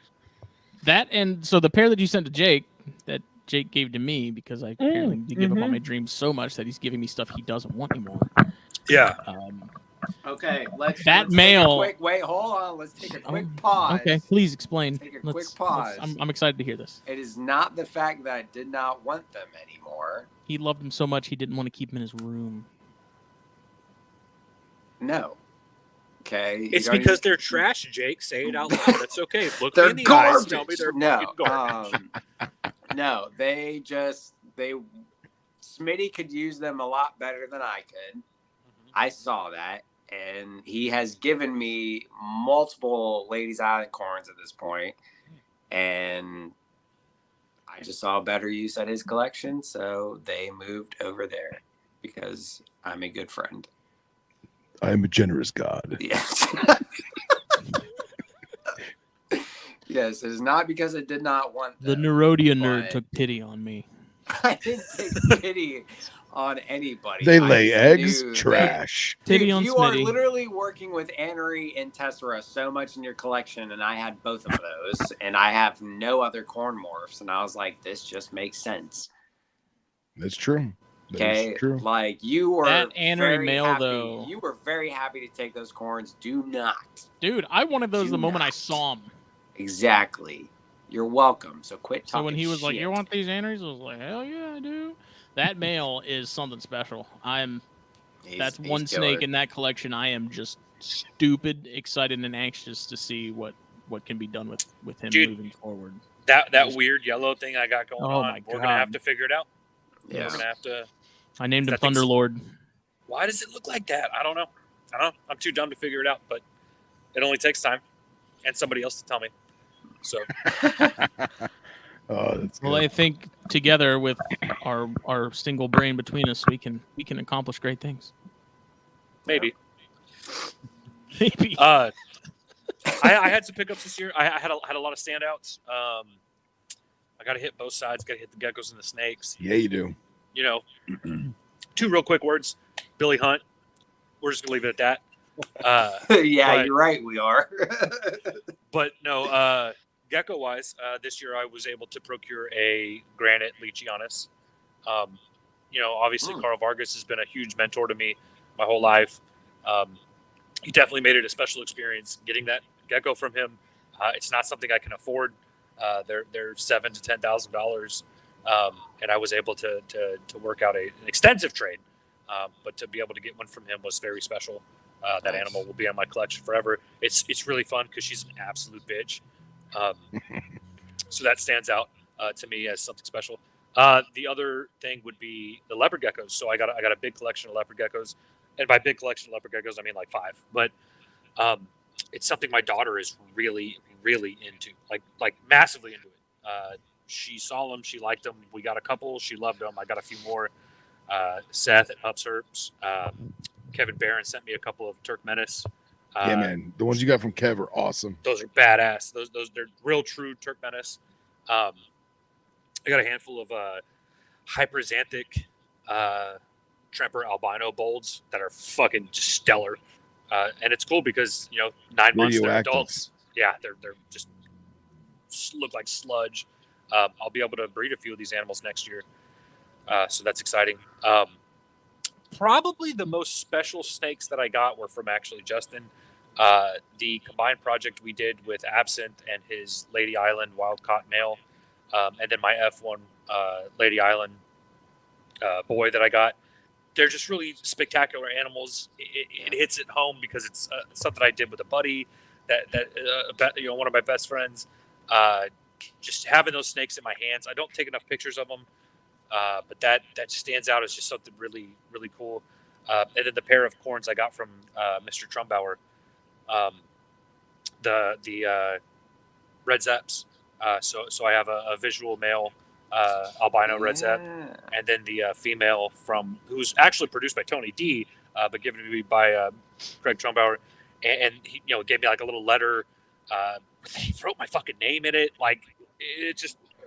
That's so cool. I remember Yeah. you Cool. geeking out about that. Yeah, like the experience plus the snakes. I will admit, the male did not want to eat when he got here. Was not Trumbauer's fault at all. That happens with any animal. You could buy a snake off the internet right now that's got 20 meals in it, and it's just not going to eat. It was a bigger snake. It wasn't a hatchling, right? You could tell it had 2 months, maybe 3 months of life in it already. But now it's eating great. It's growing, and it's really, really pretty. So really excited to see where that goes. I was really worried about it at first.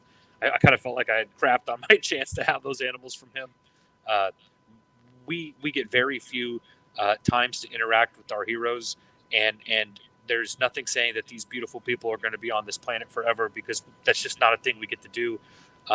And to be able to shake his hand and converse with him and receive those animals and have them in my collection will stand out as a special thing. Plus the whole Daytona experience. And yeah, Phil's cheers. Yeah. Cheers. My Daytona experience was very special. But I will wrap that up with favorite pickups, definitely Billy Hunt. And yeah, we'll go from there. Yeah, that's good. Jake, I need you to send me a picture of the Ladies Islands you got from me from this year, because I'm curious to see what they look like. They're still pretty small. Hold them in your toes. Hold them in your toes. Yep, for reference. You want me to go pull them out right now? If you put them in your toes and you send a picture and it's in this right now, yes. I can. I could physically do that. I can fucking do it. As far as sanitary wise. Yeah, those poor snakes. It's Christmas. Be giving. I haven't showered since I got home from work. Oh god. Yeah. But they're snakes, right? So they're gonna get an RI. If the Yeah. toes don't give them crypto, Scale rot. I don't know what will. Do I really need to do this right now? No. I'd prefer you didn't. Okay, well then there you go. Bill can be the weirdo who's all in I here got getting excited. Billy Jenkins challenged me in the group chat, so I'm not. Yeah. Well, I Challenge imagine you that to what? I If he imagine that challenged you to jump off a bridge, would you do it? Jenkins Probably. and Harry are 40 shots deep each. So it's Yeah. Monday night. Them boys is drinking. I'm So 3 you're drinks saying in. it's a That's why- Monday. I'm 3 drinks in. That's why I'm saying don't dare me to do shit right now. Harry Okay, says, "Put a 'cause- latex glove on your foot and do it." That bitch would fit. Okay. But then, send me some HD pictures for science. For personal reasons. For personal reasons. I want to see it. Oh man. I don't want to Google Foot Finder to see how much money you're making, but I will. Dude, honestly, it's sad. Y'all It's on really made me OnlyFans. Think about it. Y'all have Only really made me think about it. OnlyFans. You should think about it. Really You ain't should. gonna- man. Oh, no fuck, shame it's- in your game. When you show up Jake. to Daytona and you're throwing out all the cash and ended up with it. Hey, look, I just bought Chris Montross in person. Everybody goes, what happened? What do you Came mean? with the- What happened? came with a You're lock like, of don't hair. worry about it. Don't worry Yeah. about it. Jake, is there a site called Only Phalanges? Tell me right now. No, Jesus. but I'll message you later. Oh god. And be arranged. It could be Are we- arranged. Are we ready to get into some people of the year? Yeah, I think so. I think we so. are. Phrasing, man.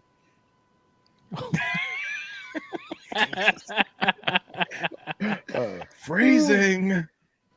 All right. I wish I had Oh. the opera music or something to play. I'm fucking sweating in here, dude. I can't deal with y'all. I cannot deal with y'all. We're trying to help you with an economic choice, sir. Listen, I have to work a second job currently. Do not tempt me. Okay. I think it's a smart play. I don't could know what make you're talking. more. I am the supportive person here. I'm Yeah. in for this. If I could sell my body for any amount of money, I'd do it in a heartbeat. I want you to know that right fucking Right. now, Jake. Yeah. If this glob of shit. hey, could Sounds be to me sold like for Bill's anything- trying to be your foot pimp.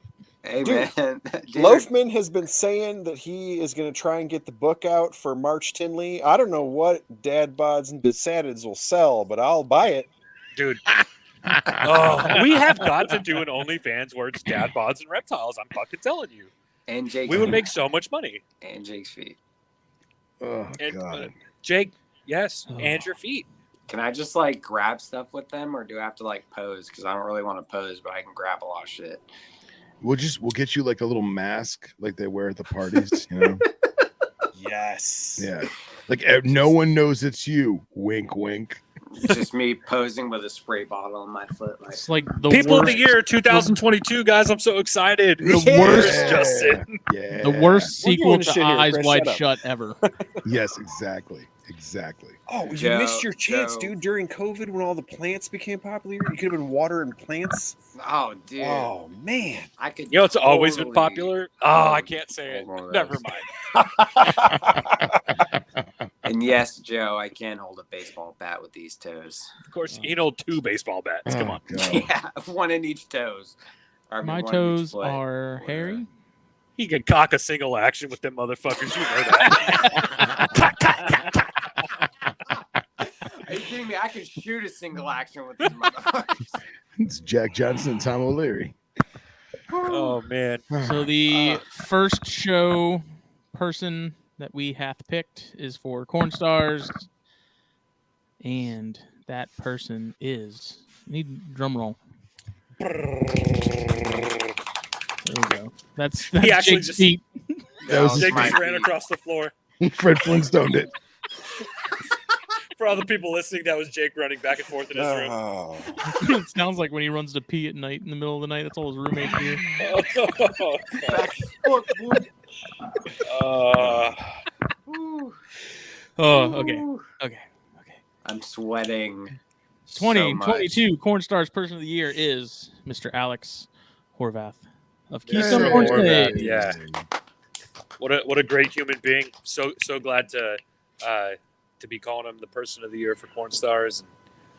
Yeah, great guy. Easy choice. You know, out of all the episodes we've done, I mean, definitely one of my favorites just in general was, you know, the first episode we did with him. And it's Same, just it's his, you know, it's his mentality on things. You know, he's not breeding currently, but like the fact that he can stay as laser focused on what he wants to focus on and keep the blinders on to everything else. I mean, I gotta give him serious props for that because I can't do it. No, yeah. and I Go ahead, Justin. I'd say he's I think, you know, when he really gets in the full swing of things, like he's gonna be doing some awesome stuff. Yeah, for somebody that's newer in the hobby, somebody that's new to a specific species, he's done his homework. He's thoroughly decided what he wants to work with, what his decisions have been made to add to his collection, and what the future of his collection is. And that's something we can't even say about people that have been in this hobby, hell, even as long as me, 20 years or so. Great mentality, great person. Gotten to know him a little bit better personally. He's a sweetheart of a guy. Well spoken as well, which is not always easy to find. He's got a good voice in the hobby, and he's promoting the right things. And I'm excited to see where he goes. Absolutely. I just enjoy talking to him. You know, like it was fun to have him on. You know, we had him on for our draft episode, which was a freaking blast too. I really enjoyed doing that. Fun. And having, you know, his input and stuff on things and that perspective, I think was really cool too. You know, yeah, I like that. He's going to do great things. Agreed.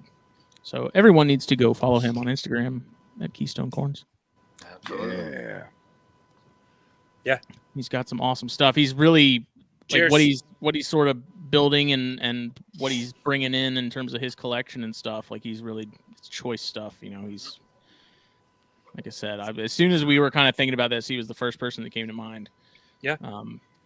You know, He picked the right people to get animals from. He picked the right animals. He knows what he likes. God damn, that's so hard to. I don't know what I like. That's one of the most important things, man, in the hobby. Like, in all seriousness, like really knowing what you love and what's going to keep you passionate about what you do. That's one of the most important things that you can find, you know, when doing this. And if you can find it early, I mean, more power to you, man. I mean, that's fantastic. Well, it's especially hard in corns because you have, like I've said a million times, like you have so many options and there's so many routes you can go. The fact that he knows very distinctly what he wants to work with and focus on, like that impresses the hell out of me because I'm not capable of it.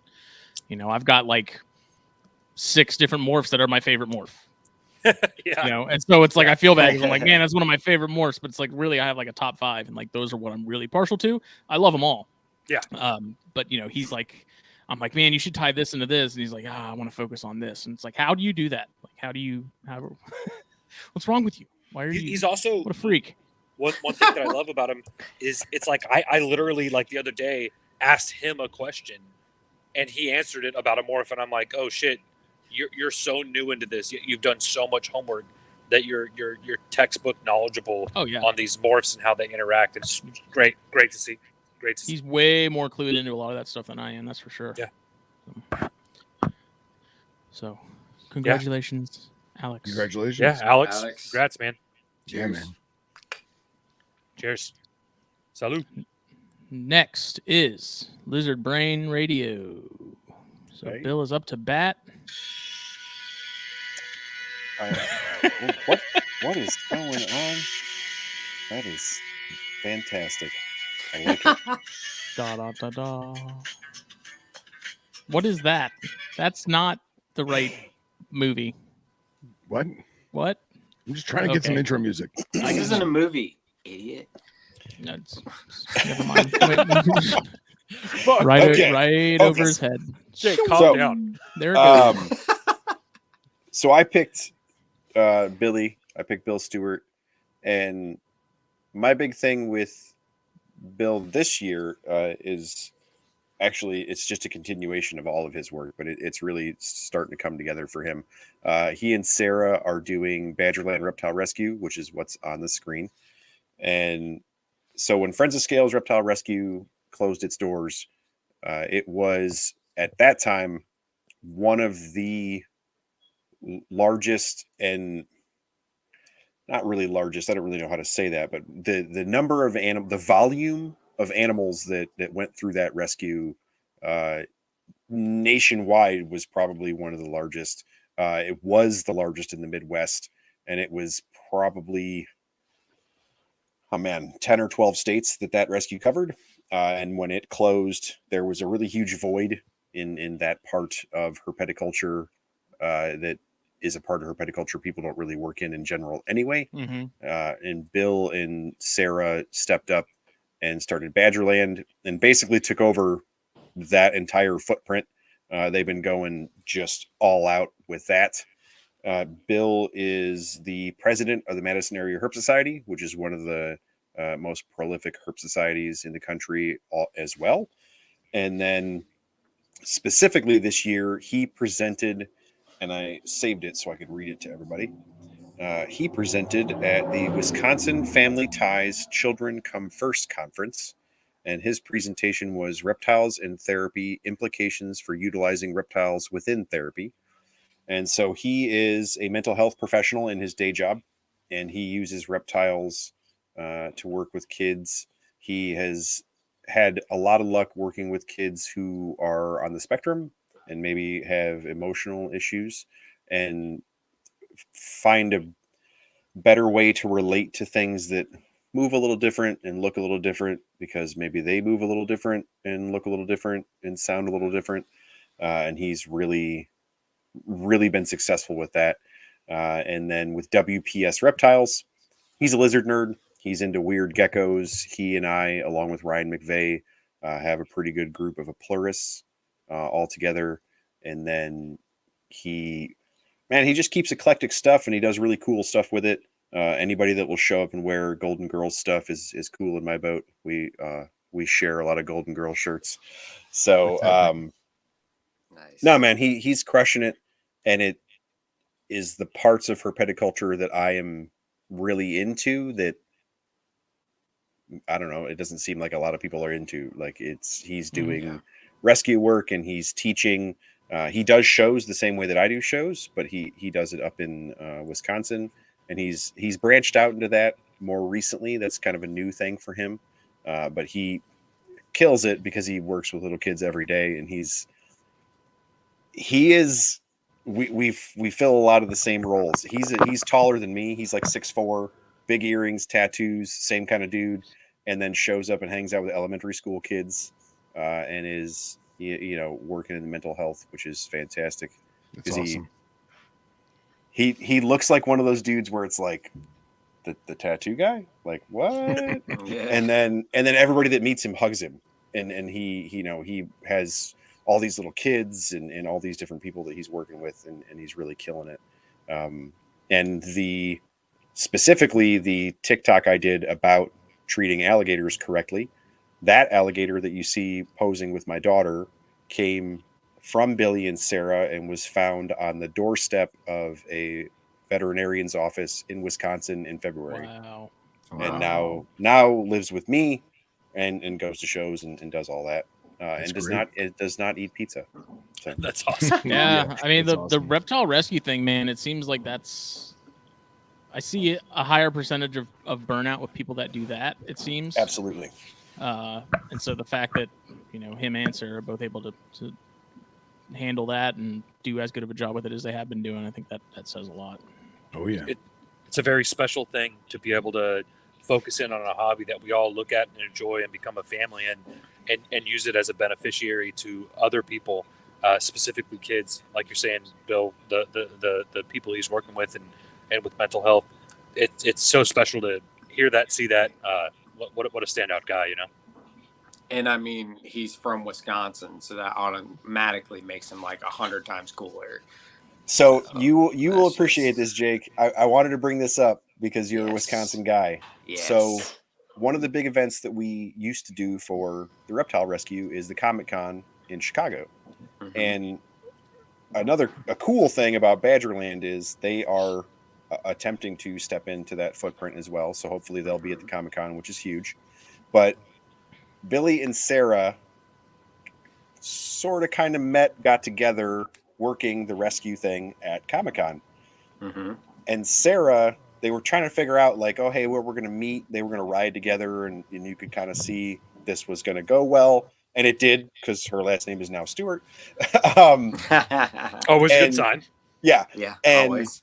when Billy and Sarah were talking about where they were going to meet for the car ride, Billy was like, oh yeah, any place, like with the Bratz sign or the fireworks sign, just as you cross the border, you'll see it.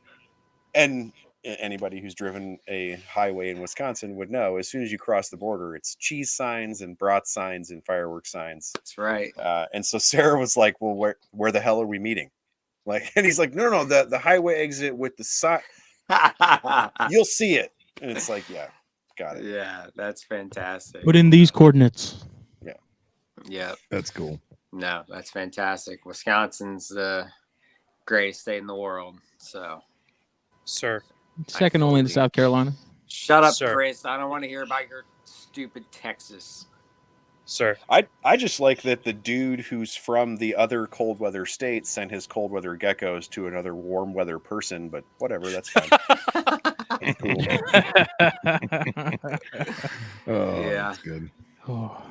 Next up is Snakes and Stogies. So the 2022 Person of the Year for Snakes and Stogies is Mr. Kevin Barron. Hey, Hell yeah. Mutant Geckos. Majestic. look at that beard. Yes, sir. Look at that Another man. very easy choice. Yeah. I know even Chris, that was his vote too. Yep. Kevin is just Absolutely. I don't have to say much. Like, he's such an awesome dude. Yeah. Nice as could be. Yeah. Just an awesome guy. And Chris, you explained it best. So Why? yep. No, so as it's very common that we find people that are passionate in this hobby, but they're not able to pontificate that very well. Yeah. Kevin does an exceptional job of taking his enjoyment and his passion in this hobby across the board: geckos, snakes, iguanas, all kinds of different species, and is able to explain in few words, sometimes many, sometimes few, how much he loves and why everybody should enjoy this as well, without being overbearing in it. And I even myself, I sometimes get super wordy on things, and he just doesn't necessarily do that. He has the perfect words at the perfect time. super passionate, super nice guy. You don't find people in this world that are as nice of a human. And then me being lucky this year to do a little trade with him, I sent him an animal, he sent me a couple. The level of respect and love that I felt from Kevin on the animal that I sent him is ingrained in my memory. There's just you just don't get that, and it's not to discredit anybody else, but it is such a special thing to feel. And so, as far as my vote and my want for him being in this position, it was easy. It was fast. It was a quick answer. It was Phil, a no-brainer. You shared it. You shared. I believe me and you said it. Like I think you might have said it before me.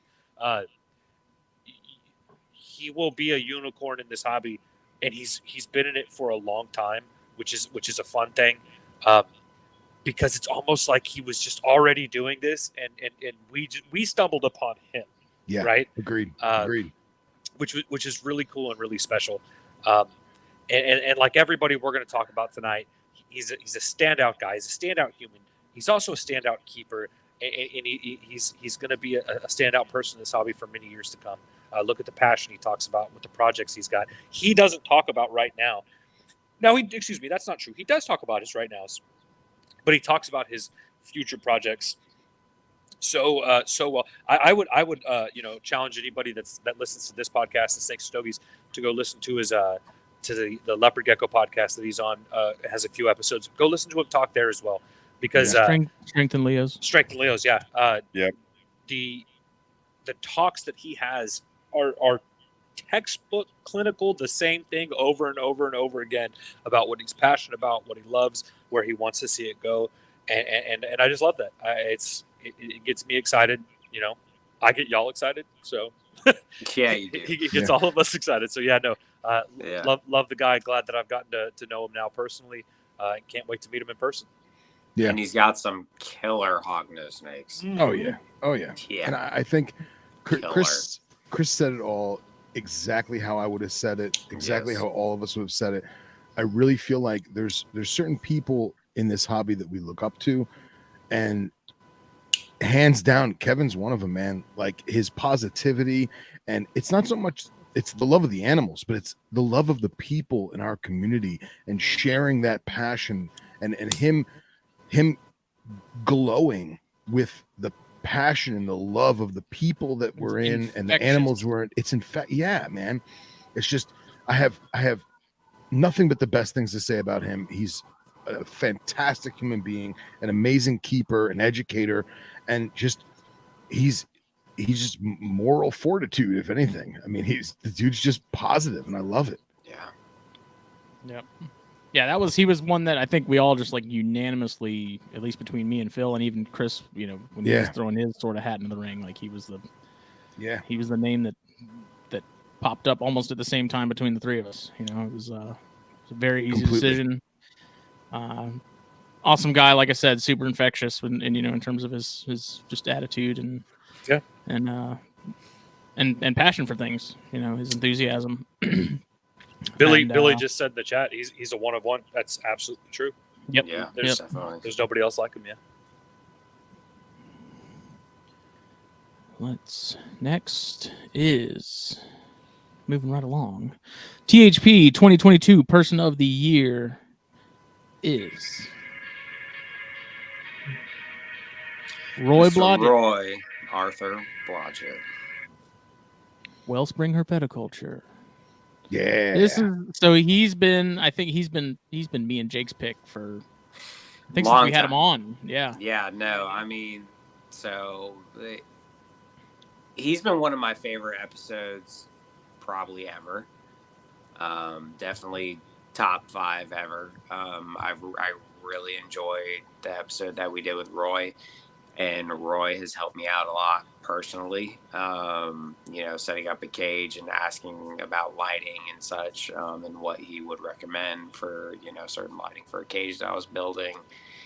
And I asked a lot of basic questions, and he was always more than willing to answer all those questions.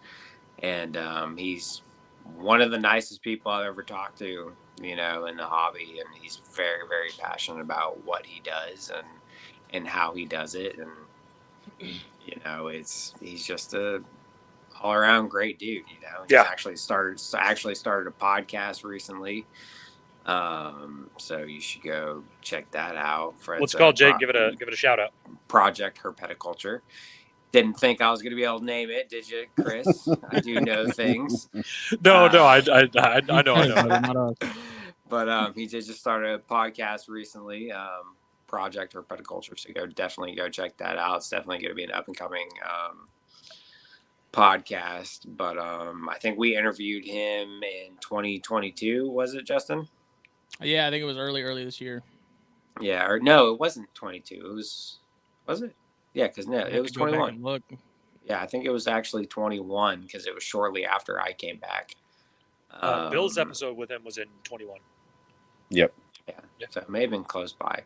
I don't know, but I think his was after we had Chris on as Man of the Year. Not Yeah, long after, like a couple weeks after, and it was then that you and I were like, "Man, if we're gonna pick a man of the year for next year, like it's got to like Roy's definitely in the running for that." And Roy, I don't think that ever changed. So he's been on my radar for this literally the entire time. When we all had the discussion for people of the year, I immediately was like Roy. Yeah, and that was another one I didn't even argue it. I was like, absolutely. We were both thinking the same thing. Again, he was an obvious pick. His enclosures, oh man. Yeah. just remarkable, man. The stuff that he does for his animals, the way he keeps, it's remarkable. It's infectious. It makes you want to do better, makes you want to be better. And his passion for those off-camera species, man, just his love, his years of dedication to like spilotes and just talking about failures, right? Like he was having issues, infertilities. I remember that, and just somebody that was so passionately talking about a species that they were able to fail with consistently. If we're going to call that a failure, right? But saying no, but we were going to keep hitting it. We were going to keep trying this. We're going to do this. We're going to change this. We're going to keep doing this. And it was awesome. Paving the way. Yeah, absolutely. It's paving the way, man. Absolutely. And for them to come out with an episode early on with Philippe de Vaugelet, like just coming out swinging, man, slam dunking it, man. Yeah. No, he's a great guy doing awesome things in the hobby, and I think he's going to motivate a lot of people to just kind of step it up. We all know and we all preach that there's a million different ways to keep these animals and to keep them healthy, and we all know that no way is the only way, but the way Roy does things is definitely a above and beyond way. That's a great way to put it. Like it's fantastic what he's done and what he's going to continue to do with all of his stuff. So this one was kind of a no-brainer for all of us. So big shout out to Roy, man. Yeah, great guy. So I have a couple things on Roy after my episode with him. So they had Philippe on, and it was epic. So I was talking to those guys, and his cohort on that is Phil, and Phil is a big jiu-jitsu guy. And Philippe is super old school to the point that Philippe was talking about psychedelics and some psychedelic experiences. And I talked to the two of them, and I think that Project Herpeticulture Philippe de Vaugelet connection is, I think that's our hook to herpeticulture. I think Phil needs to leverage his BJJ contacts, and Philippe and his adult experiences should we need to try to hook that into Rogan. That dude needs to go on Rogan and talk up herpeticulture and psychedelic experience. You can see it, right? The way that Roy and Phil talked to Philippe de Vaugelet, if you had that dude, he could hook somebody like Rogan and his millions of followers to be like, no, you don't understand. You could look at lizards and just watch them on DMT. You can see it. You can see it. And I Yeah. would say on the snake side for Roy was just on Cluebird and Cluebird Radio talking about Yes. Spilotes sulfurious. And so you mentioned when he was talking about failures with his clutches that didn't quite work out. So the male in that group, that animal, when Roy first got in, he got in an import female. That import female laid eggs. Those animals hatched. Roy went through some life changes, moved those animals on. 10 plus years later, that male, I think in Cluebird and Cluebird Radio, he talked, I believe is going on 15. He's 14 or 15. They think he's they think he's the oldest in captivity, period. Yeah. That animal is the father of Roy's current clutches with two Yes. other import females. Wow. So that the whole story behind that was awesome. Yeah, Right, I the believe he f- talked the f- about it on the episode that we had with him. right, the father is his original captive hatched baby. 10 Yes. years later, is now fathering his captive bred clutch. It's awesome. Dude, it's crazy. The full circle for that Yeah. particular species with him is nuts, man. Absolutely and it's a nuts. species that definitely deserves a lot more attention, especially in today's more well-known. We're able to talk about species a little bit more, get a little bit more information about them out. Spilotes are one of these things that I'm shocked that we don't see them more often. It's a killer animal. Yeah. Well, and Yeah. and I also love that he's talking to Zach, and Zach is another epic nerd, right? Yeah. And so Zach is describing a biotope. It's not just naturalistic, right? It's plants and bugs and everything from the place that your key species is from. In his case, Spilotes, right? Yeah, all the plants in his enclosures are from the And- exact and- place. Yes. Well, but that was the Yes. thing. Roy was like, "Oh yeah, I made a biotope. I just didn't know that's what it was called." And so like just his style of keeping is uber natural history nerd. And then Zach, so if you listen to that episode, Zach is talking to Roy about that. And then you got to pay really close attention. Roy actually says, "Oh yeah, all of my other enclosures are like that too." Yeah. Yeah. And Yeah. and they were talking about some other stuff, so it kind of they breezed over it a little bit in the episode. But Roy was like, "Oh yeah, they're all like that."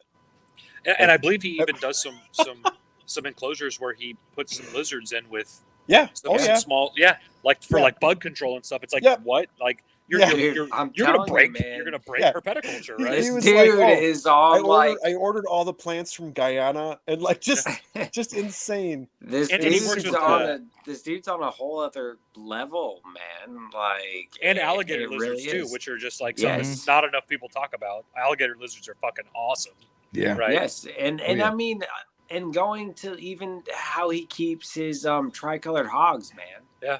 Yeah. Like it's the exact same way. He actually produced a clutch I think was it last year, I believe he got a clutch. And just the way he keeps everything is just It's cool. It's awesome. It's phenomenal. Like it's breathtaking, honestly. Yeah. The way he does it and the success that he has,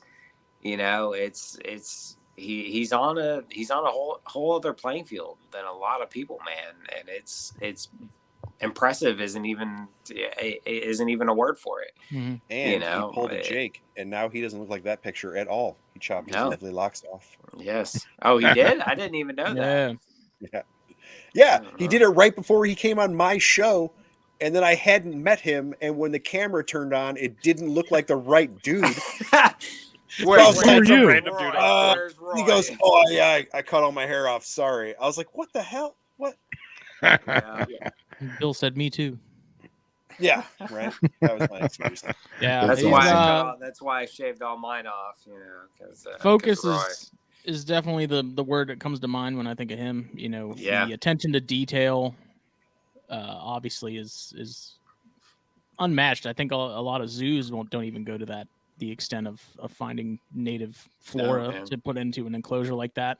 And one of the things I also probably appreciate most about Roy is the fact that he keeps the way he does, but he's not the type that you see chastising or talking down to other people who don't keep Yeah. that way. Like Yeah. if you keep yeah. stuff in racks and you keep stuff simply or, much more basic, he's, if it works, it works. He's one of those guys where it's like that, cool, rock on, do your thing. Yeah, that's the thing with him. As long as your animals are healthy, yeah, that's all that matters, and that's Yeah. what should matter to everybody. Is as long as your animals are healthy and thriving, that's what matters.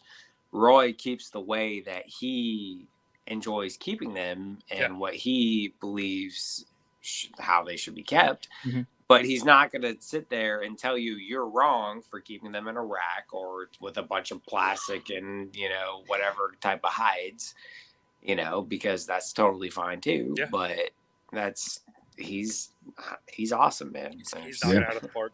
And I love how him and Phil are the perfect yin and yang for that show because because Roy's such a tropical jungle, cloud forest guy, and then Phil is straight up desert, and they just complement each other beautifully. It's an awesome show. So yeah.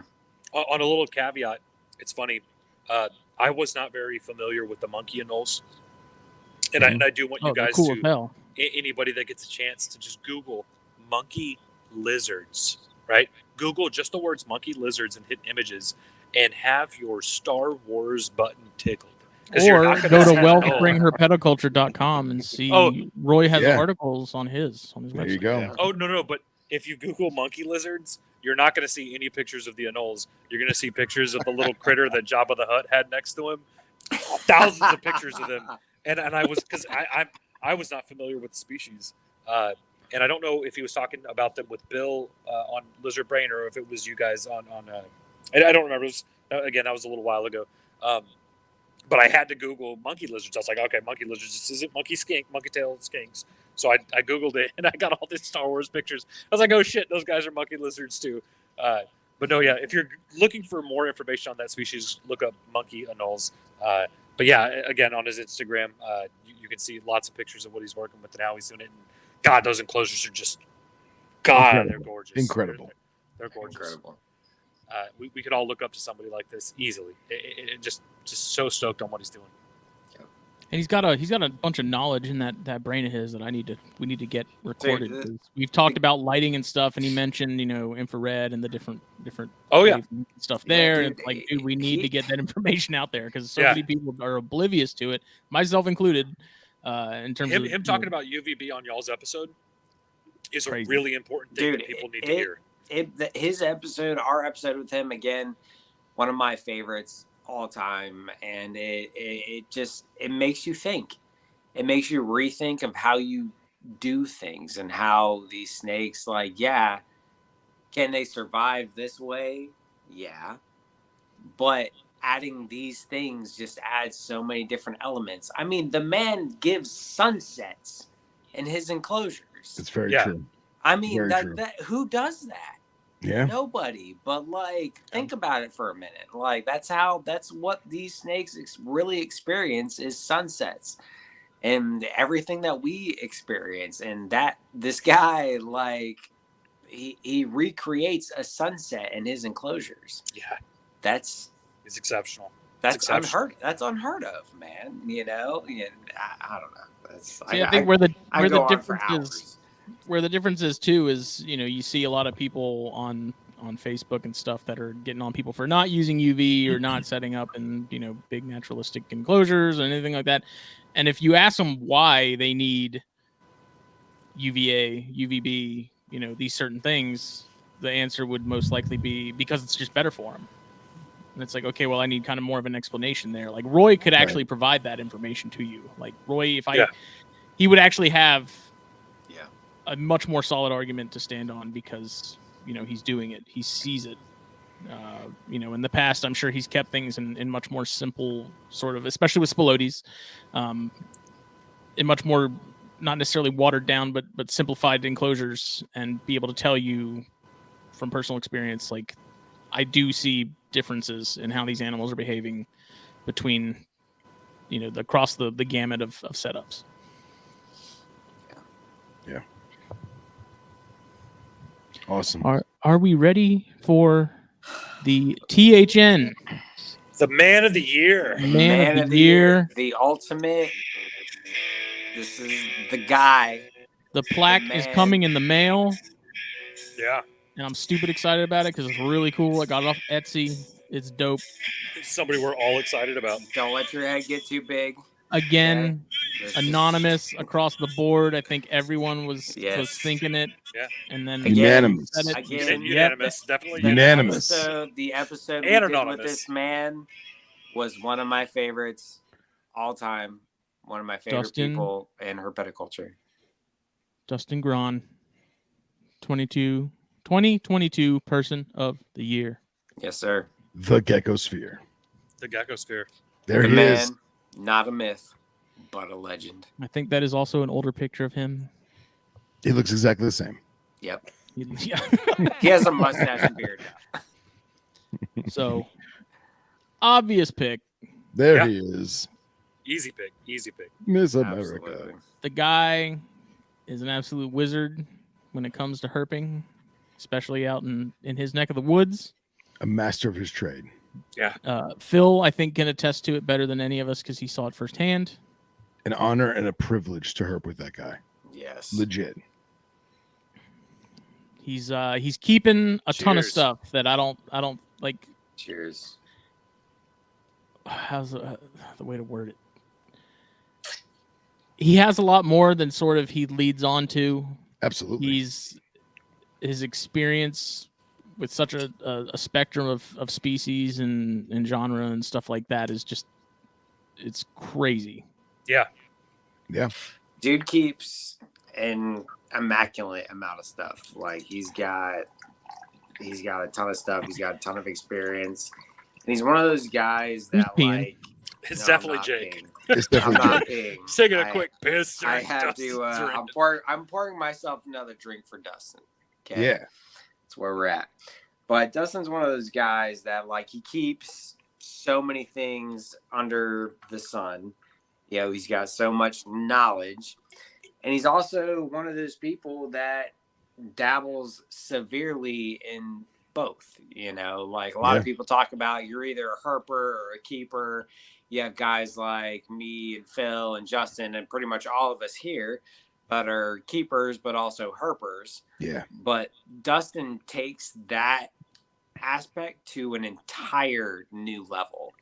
A plane You know, above. He is an exceptional keeper. He keeps a ton of stuff, but he also herps more than all of us put together. Oh, compoundedly, yes. You know, Legit. like it's incredible, honestly, what he is able to do and what he is able to accomplish. And that alone is exactly why this was bar none, no question. Yeah. You know, for our THN Man of the Year. You know, that's- Unanimous Man of the Year. Yeah, no doubt. Oh yeah. I mean, just Well, I mean, how many people did he put Odura in the hands of single-handedly? Yeah. You know? Single-handedly. Yeah. I mean, look at the enclosures. Look at the work he does with captive breeding. Yeah. Look at the passion he shares with all of us. It could be something down as simple as, you know, I've swapped gargoyle geckos and stuff with them, in easy species, up to rough scale pythons, and then just cut that short, and then look at the work he's doing herping. Look at the actual field work he's doing, and putting other people on these species, right? Bringing friends and family members of the herpetoculture group to where he's at and showing them, look, no, I'll show you exactly where these animals are. Yeah. You know, it's for somebody so young too. You know, he's a young guy, to be so prevalent and so prominent, yet somehow do such a good job of staying out of any of the drama, any of the other bullshit, right? It's That's so involved in all it's so this. easy to get wrapped up in that, man. Yeah. He just stays the course. Exactly. He couldn't be a better candidate, a better person, a better choice. I almost to where, as being last year's Person of the Year, almost embarrassed to be like, wow, I don't do a quarter of what this dude does. You know, he's got a massive collection, a catalog of herp finds that would blow Trumbauer's mind, right? Yeah. You know, Yeah. these Oh, people yeah. that have been hurting their whole lives. Absolutely. And just so proud to have him in the family that we have. So proud Yeah. to call him a friend, right? Like Yeah. me and this dude Yeah. chat, but before, Honored. yeah, Honored to call him absolutely, a friend. absolutely honored. That's- I've been talking to this dude for a long time. We've swapped Yeah. reptiles many times. Everything I've gotten from him was top notch. And to see the excitement that he has for just, like I said, down from Coleonyx all the way up to Stenocolis is just Yeah. hell of a guy. And not to toot my own horn, but I got to herp with the guy. Yeah. Like Shut up, Phil. legit. And it's just not fair. I know, like, It's it not sounds fair. cliche, but like to watch that man work. Yeah. When he's Yeah. like, oh, there's alligator lizards right over there. Better yet, let me rephrase that. He says, hey, that looks like a good spot. I bet you there's alligator lizards there. And he literally flips one board, boom, alligator lizard. Or like, hey, I have this spot where I think there's Cerberus. I haven't found any there, but it feels right and it looks right. Let's go. And we find one. Like, Yeah, how many different species did you guys find in the week? oh God, I don't know how many species. We got 7 Crotalus in 1 week. And He's 7 a- different he's a- Crotalus. 7 in 1 different, week. yeah, multiple accounts of the same species, but 7 different species of just rattlesnake in He's 1 He's a week. fine-tuned machine. He is. We Like the most finely tuned machine you can get out there. I mean, let's be real here. Like- The guy got the trifecta of montane rattlesnakes in a Yeah. weekend. and Like, and don't also yeah, I mean Right also there. ask him how many knobs he found this year, because remember he found multiple wooden eye. oh yeah, 2. I'm not entirely sure if they were males or females, but dude, the guy found, you know, he found pyros, right? Yeah. Like legit. in Arizona, right? Not Yeah. you're you know in one of the hardest places of which used to be a subspecies wooded eye, one of the hardest species to literally find. Yes, yes. And you know, and did a good job. Photographed them. God, the pictures the motherfucker Yeah, Dude, takes. that's the other that's the what I'm photography. saying. Christ. That's a whole other yeah. level of what he does. His How can you be good at photography is everything? Amazing. He's Yeah. just like, this dude is like, if you could take somebody that in literally every aspect you can imagine is amazing at, it is Dustin. Yeah, and Period. honestly, his Like- partner in crime, Brandon Valentine's, in the group chat, and he says, and I quote, "The man's a magnet." Yeah. I mean, I mean, and he works a job. beast. He's got a real life too, right? Yeah, He's he's got a got a- wife. He's got a He's wife who married. puts up Yeah. with it. You know, like, Yeah. We almost met in West Texas this year. We were talking about it, and our schedules didn't line up. But we're going to meet up hopefully next year. I don't see a reason why we wouldn't. And I'm terrified of what this motherfucker's going to find over there, right? Like Yeah, he's going to dude. show me my way around West Texas. He's never been there. Yeah, man. The guy's amazing. the guy, I mean, Oh. like Sweetheart of a again, human. Yeah. Yeah, no, and that's the thing about Dustin, man. Like again, as far as episodes all time, you know, I didn't want to say it before when we were talking about. Yeah, you don't want to ruin the Roy. surprise. I didn't want to ruin the surprise, but one of probably my favorite all time episode period ever that we've ever done on THP was with Gron. And I would implore everybody that's listening to this, go listen to his episode on NPR as well. Great episode. Yeah. Oh yeah. Like he's just an all around fantastic dude in every way you can imagine. You know, as far as, you know, because he's that perfect, almost, I'm not going to say in between, because like he puts so much effort into his enclosures. Yeah. You know what I mean? Like he puts so much into what he does as well as what he does in the field. You know, like it's not just, I don't know, man. There's too much to say about him. It's Also, last year did an he's episode with fantastic. Bill. He did. Bill, you did an Yeah. episode in November last year. Yeah, I well, just think like it's hard. Our hobby is weird in that, like, we all talk up that, oh, dude's a real good field herper, like he can find stuff, this, that, and the other, but like people who don't spend a lot of time in nature in general,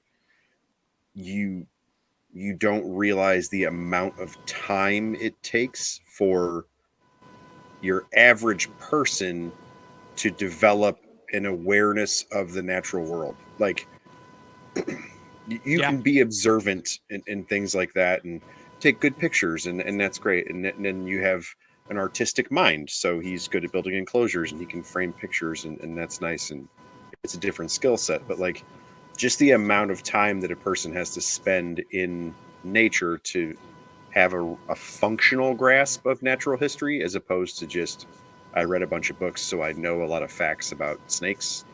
Yeah. It's far and beyond that. Yeah, it's a lifestyle commitment as opposed to a knowledge commitment, I guess. Right. Mm-hmm. Mm-hmm. Absolutely. You know, Yeah, I man. think it goes. I think I could say for all of us, we can't say enough about Dustin Groton, you know, because I feel like he encompasses, you know, every aspect of everything that we do and everything that, you know, honestly, herpetoculture stands for. You Yeah. know, he does it all, and he does it the best, you know. And it's not even herpetoculture as a whole. Like, he's an Arizona native who loves the Southwest with the passion in his soul. I mean, we were in prime rattlesnake country looking for rattlesnakes, and you know, while we're all flipping through grass and weeds and flipping rocks, the dude saw a creek, and there's a specific species of minnow, of top feeding fish that he saw, that he was ticking them off his list. So he's in the water looking at the amphibians, looking at the fish, looking at the insects, That's the amazing. arachnids, all of it. You know, the guy's killer, man. And I'm pretty sure, I mean, forgive me, I don't know how many he's found, but he has found most of the Arizona herps, has he not? So from what I gather is that he was doing really good, and of the let's say of 100%, he was in the 50-60%, whatever it was. And Nipper, from what I gather, Nipper like put some thoughts in his head and was like, look, man, you need to finish Arizona. You have all the tools at your disposal. Yeah. You know what you're doing. You know how to look. You know how to map. You know how to plan. There's no better guy to do it. There's no better guy to do it. Just do it. And he is physically doing it, and it's awesome. It's awesome to watch the progress and see it like in our group chats, and it's awesome. It's such a special thing to knock out. It's such a secular specific thing to go and find all those animals, and yeah. Such a rad thing. Mm-hmm. Yeah. And one of the things I like truly appreciate about, you know, Dustin specifically, like, you know, we as herpers, and you know, I say a few of us specifically, you know, especially me, I focus on snakes more than anything. Right, you know? right. Like, and I feel like that goes for, you know, several people. Yeah, it's the majority of at least our clique. Yes, but Dustin, it's not just snakes. Yeah, it's snakes, it's lizards, it's frogs, it's salamanders. That's what's so impressive. It's so well rounded on all fronts. You know, and on top of that, it's the captive keeping aspect also. Yeah. Mm-hmm. Mm-hmm. You know what I mean? It's as far as well-roundedness and the effort he puts into literally every single aspect you can imagine in herpetoculture. That's why Dustin is the man of the year for THN. Yeah, I mean, it's bar none. It's not just the locality species. It's not just the animals he's finding while herping. Look at what he's keeping: the knobtails, the arboreal Australian species, the different species of carpet pythons. It's a massive gamut. I believe he also worked with some rare boas. I mean, it's massive. The range of this young man. Yeah, dude. It's nuts what he has been able to accomplish, you know, and he's young too. Again, like I think Chris, you said it. He's a young guy, you know. Like it's not like he's been in this for 30 years and he's been able to accomplish, you know, what he has. You know, like he's in his late 20s, and you know, from what he has been able to accomplish, it's frankly it's incredible. You know. Between it's captive crazy. Keeping and herping, it's unlike anybody else in the hobby. It's exceptional. It's exceptional. And let's be real. Absolutely. Let's be real. The guy is friggin' Rembrandt with spray foam. He is a god. He He is. is a god. Holy shit, he really is. He really is. You're not wrong. Yeah. Absolutely. I can't. Early I 20s. can't He's younger than you, find- Jake. I couldn't. Yeah. What? Early Early 20s. 20s. He's younger than Yeah. you. Yeah. Yeah. No, I know he's younger than me. and He was that's what barely blo- just born. Yeah, that makes me feel like a piece of shit. Like I thought I did, my fair share of herping. No. Yeah. Like No. literally, I was breeding geckos on calcium sand when this dude was born. Yeah. No. That's hilarious. It is Hot rocks and calcium, baby. Let's go. It- T-Rex was still the brand. Still is, Justin. 23. It is truly incredible what Dustin has been able to accomplish in his early age, and it blows my mind that he is actually younger than me. And I'm the youngest one in this group by a pretty good shot. Especially with Chris there. What are you trying to say? Hey, me and Bill will whoop all y'all's asses. Ain't even a thing. I'm just worried that we're not going to make any money the way Jake's talking. He's got to be sending all of his feet pics to Dustin. No That's shit. right. That's Chris right. is deceptively old. I'm deceptively old. So's No. Bill. Bill's deceptively old. Dustin's I think Bill's got a couple years on me. What's Come the on now. deception? There's Dustin's making there's feet no pics with deception, me. man. Bill, you look making great. feet pics with me with all the snakes we find in the wild. We don't find any. You don't find any when you come with me. I find them by myself. Oh, okay. Okay? Hey, you put a green rat in them toes, and they'll hang that in the Louvre. Tell you what. Dude, You know, as I need to go to Arizona and fuck around and find out. as coming from tenure of being the 2021 Herpetoculture Network Person of the Year, I could not fathom a better person for this year, and I cannot hold a candle to this young man. My capabilities and my life is special, beknownst to me and to a lot of listeners now. But I am so proud and so honored to sit here and bring this young man in and say, look, you've done a hell of a better job than I did, easily. He's had shows on Fight Club. He's had shows with Bill on Lizard Brain Radio. He's been on Herpetoculture Podcast. He's been on NPR. I mean, a gamut of his life has been put out there already, and I think he's going to continue to knock it out of the park. Oh, Agreed. absolutely. There's Agreed. no doubt. If he's accomplished what he has at the age of what he said in the chat was 23, which I had no idea he was almost 4 years younger than me. That blows my mind. But if at 23 he's accomplished what he has, the sky's the limit, man. Like, Legit. there's nothing he can't do. Legit. I don't know if Bill And is that's the frozen truth. or actually just looks like that.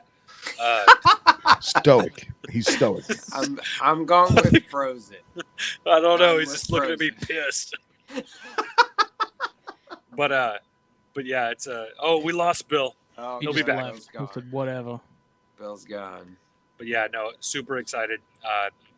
Everything that Dustin's doing is great. Absolutely. We're all going to be able to take some kind of a path from the work he's done at such, again, a young age. We can look at everything he's doing, every goddamn cage he sets up, every animal he produces, every one he finds, every picture he takes is just mind blowing. He'll send us pictures and be like, which one's better, 1, 2, or 3? And I'm all like, fuck, man. I don't know. There's not a blue glove in that picture. I don't know what to tell you, man. Meanwhile, it's like, which one's blurry, 1 or 2? I'm like, they're the same photo, bro. Those are the same picture. I'm like, They're if both I could take- badass. I don't They're know. both If I badass. could take either one of those, I would literally die happy. Okay, like Yeah. it's- Exactly. His tentacles incredible. pictures, the Crotalus that he found this year. I mean, God, the Crotalus he's found over the last years. The Yeah. fucking pictures he takes of the king snakes he finds. Yeah. The Coleonyx he finds in his backyard. Right. Like, I mean, the dude literally goes outside. He's like, oh, I got this piece of tin in my backyard. Here's a Coleonyx. I'm just like, oh, yes, perfect. It's yeah. Oh, it's Oh, badass. Bill is back. Hey, something died, didn't it? Well, maybe his hearing aid? Oh. Bill, bark twice. Headed Bill to South Milwaukee. Post. But Bill, Justin was just being mean. If you need me to fly over there and whoop his ass, let me know. I am in. Ain't nobody needs to fly. I'm 30 minutes out. If I need to whoop somebody's ass, Toe I his will drive ass. over there right Toe now. his You gonna ass. gouge me? Toe gouge me? Toe gouge. Yes. Oh man, You want to downplay Yo. these toes? You're gonna fuck around and find out, motherfucker. Can't downplay his toes. There's no downplaying anything with those toes. The Admiral Oh, my Nelson God. talking. No, not at all. Are you crunching something up with your feet there, Bots? Is that what that noise? I have to assume. I think that's Bill's mic connecting. Maybe. Wop. Nyong. Yeah, I mean everybody that we picked this year couldn't be happier with them. Oh, somebody else is making that noise. It is Jake. It was Jake. It was his toes. It was Jake. Yep. But yes, everybody we've talked about today. Alex, again, a young guy getting into the hobby, being laser focused. It is only you, Jake. It is only you, Jake. If you unmute again, I'm flying to South Carolina. It came back. It kept happening whenever It's because he took his. It's because he took his earbuds out. That's why. The microphone is hearing us. That's why. Yeah, that's what it is. You're supposed to wear headphones. But Alex, a laser focused corn snake guy that's going to knock this hobby out of the park. Roy with his amazing enclosures and the work that he's doing with these eclectic species.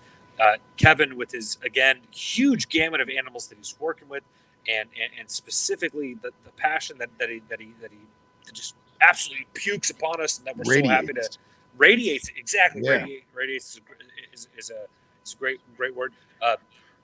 Billy, working with such again a huge gamut of species, doing the rescue, working with kids,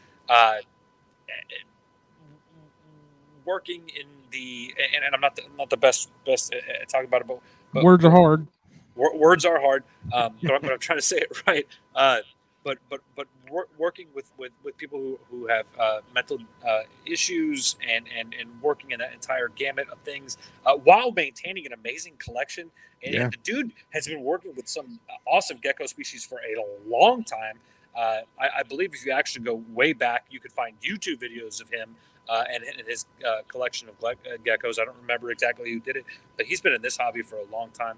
And then kind of finishing up with Dustin, who's again, we couldn't have said enough good things about him, but there's only more good things to say.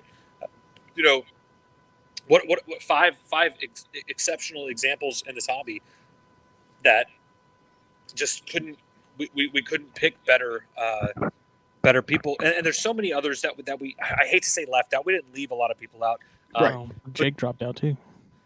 That's gonna be okay. I'm kidding. But no, there's so many people in this hobby that lift us all up. They're wind beneath our wings. They're the passion that the fire that goes into our hearts. And let's be real, is we had a lot of people that the five of us discussed, and we had a poll for people to voice their own opinions, and it was so, I don't want to say completely unanimous, but it was so unanimous and so agreed upon with the individuals that we chose, and I couldn't be happier. Yeah, there's a lot of up and comers. There's a lot of more people that are going to be on this this again. It's definitely not going to be Casey Cannon. If there's one person I could sit here and talk about not being on here, it's Casey Cannon and the obvious drugs that he runs, because obviously he's a terrible person. He shows up with the last 20 minutes of the show. But no, what a special group of humans. I'm so proud to be able to know all of them. So honored to know them. I think we made the right picks. But again, there are names that didn't make it on this list that very easily could. Yes. Yeah. And I'm sure next year, as we get into more things, this list might grow. We might see more than 5 people. We might see 6 or 7. I know we will. Yeah. Yeah. And people that you can tell, like, THP has their Bolo series, and there's so many people that are going to be on that Bolo series of THP, but it's so great to sit back and watch these people. I don't want to say evolve, but like like a fine wine, like a Grow, cognac, yeah. and mature and grow. And it's just, it makes me happy to know that we're still doing this, and we're going to continue to keep doing this, and the people that we're going to get to pick next year and the year after that, and so on. Which the bolo is something we need to bring back. Yeah, we haven't done one in a while. Most definitely, we haven't done one like specifically. I feel like we've had bolo Like unofficial people ones. on Sure, the show. sure. Like that's what I'm saying. Like we haven't had one labeled as a bolo, but it's definitely something we need to bring back and something we need to label as because you know some of these people we've had on definitely need that. No, I'm not going to say need because they speak for themselves. We understand what you're saying, though. It's more we of get a, you know, just a want, you know, so everybody knows, like, you know, this is someone you need to see, man. You know, Billy Jenkins 2023. Let's go. Yeah. Whoa. Yeah. Cannon fodder. Good old Casey Cannon. Love that kid.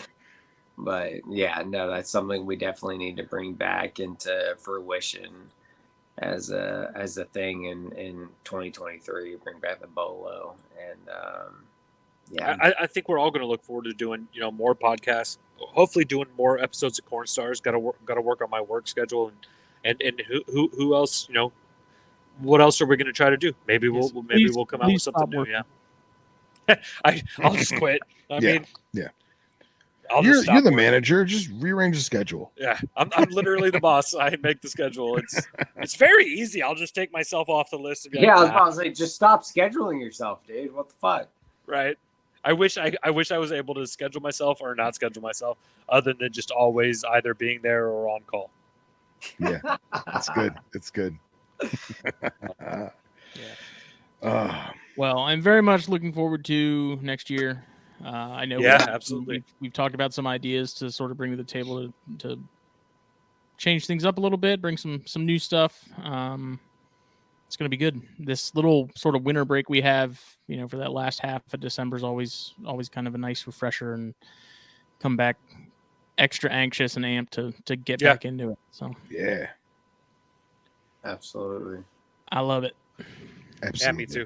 It's great. Super excited about next year, and I think Bill would copy those same sets. Agree. Yeah. Yep. He's. We knew him well.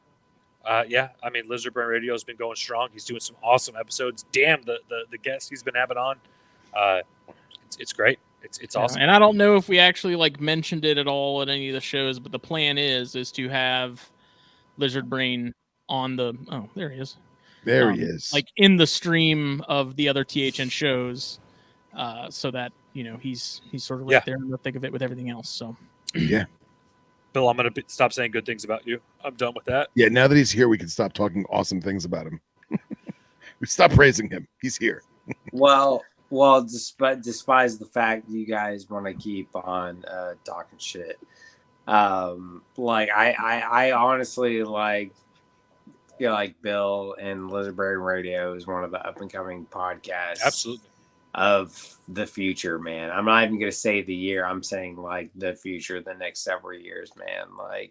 What you're doing is above and beyond. It's be a really weird time to announce that I'm quitting, or what? Shut the fuck up. Sad times, Bill. Sad I'm times. so glad you think that because of my last episodes, whatever this next episode is, it's coming up. But no, man, I feel like I can speak for all of us and say that we are honored to have you on the network. Agreed. And you are just you're killing it. Pays to have friends with low standards. Hell yeah. Oh, yeah. Friends with low standards, how my life has always been lived. That's why he's one of my best friends. There you go. See, shots fired, returning. There you go. A little bit of a volley. It's been a one-sided battle this whole night. That's right. I mean, it's true. Maybe, I messaged him first. Maybe we'll try to a couple times a year, or maybe at least once or twice next year, get all of us together again. Yeah, of course. That'd be cool. Yeah, we need to do a half a year episode, man. 6 months. Yeah. Seasonal, man. Seasonal. Yeah, seasonal. Make it happen. Have everybody in for an episode, do a recording. 6 months in, do this. Without the people of the year, and then at the end of the year, do a person of the year episode. And at some point, I will actually get to Daytona. Yes. Hey. This might be the year, Billy. Next year, Daytona is fucking awesome. next For year what you it's better worth. come. Next year you better come, you little fucker. Come on. Come on. Jake's been hitting Grandpa's old cough medicine. Yeah, I was gonna say Hey. when that finger comes out, that's They got- I love it. had a few. They got Tinley 45 See, minutes from you my think house twice toes a are year. long? Look at these fingers. Jake, make us all happy and point at us with a toe. Do it right now, Daddy. Right now. Oh God, he's already There it is. Oh, He's just God. giving us a thumbs up. God, it's a legit That's phalange. horrible. The fucked up thing is, I think I actually have longer toes than Jake, but I think I just have bigger feet.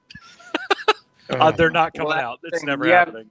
You have bigger feet, and you might have a longer, like, Sock. what's it called, index toe. That's the only one you have that's longer. Okay. Don't We'll get see. it twisted. Thank you, Jake. Podiatry facts with brats. That's right. Thank you for coming to the Herpetoculture and Podiatry podcast. We're all so excited to talk to you today. We have Jacob Bratz from Long Toe Reptilia. If we don't make Long Toe Reptilia fucking shirts next year, Yes. Here Yes. to talk about all the rat snakes.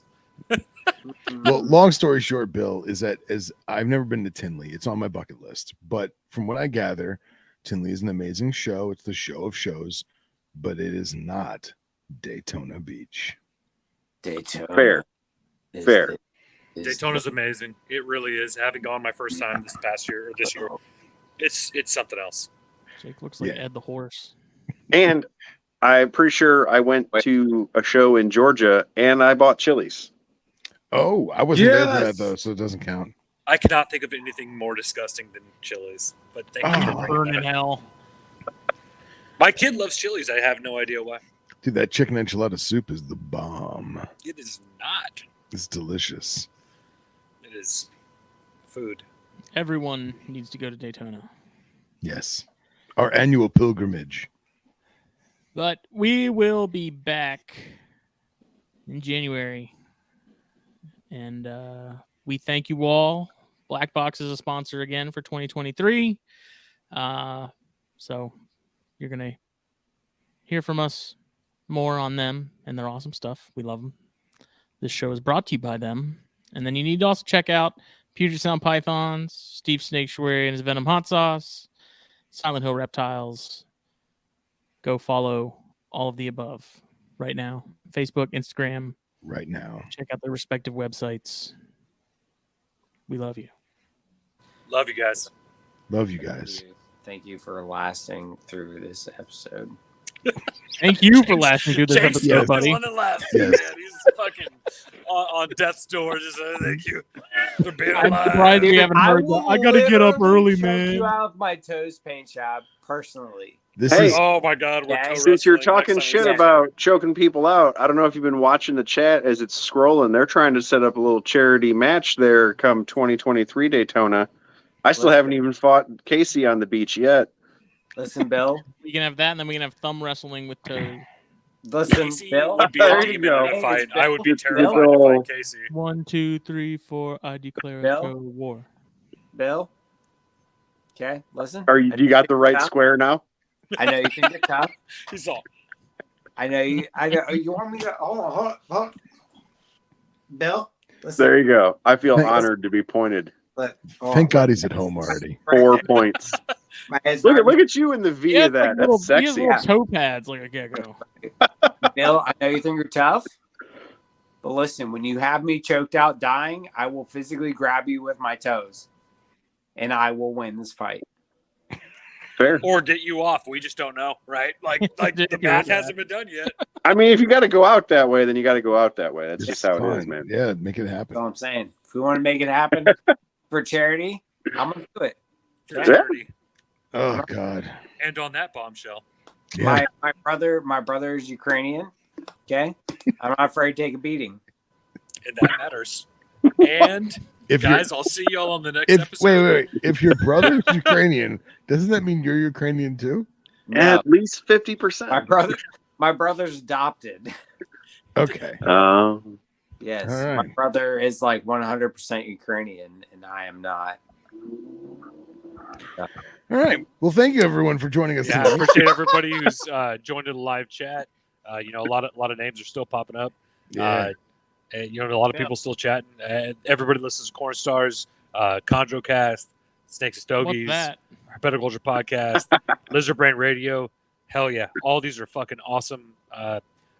Great niblets of good shit in your brain. Venom Exchange Radio, please listen to that as well. Phil, you're doing a damn good job. Nipper, huge shout out. Want to hopefully meet that gentleman someday.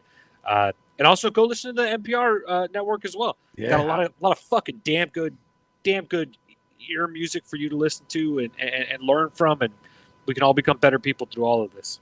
So yeah, Absolutely. Well said. Well enjoy said. all of it. Yeah, I love everyone. Love you, bro. Love you guys. This is great. This is why we do it, man. It's Why good we radio. do it. Good night. Thank you. Good night. Bye. Bye.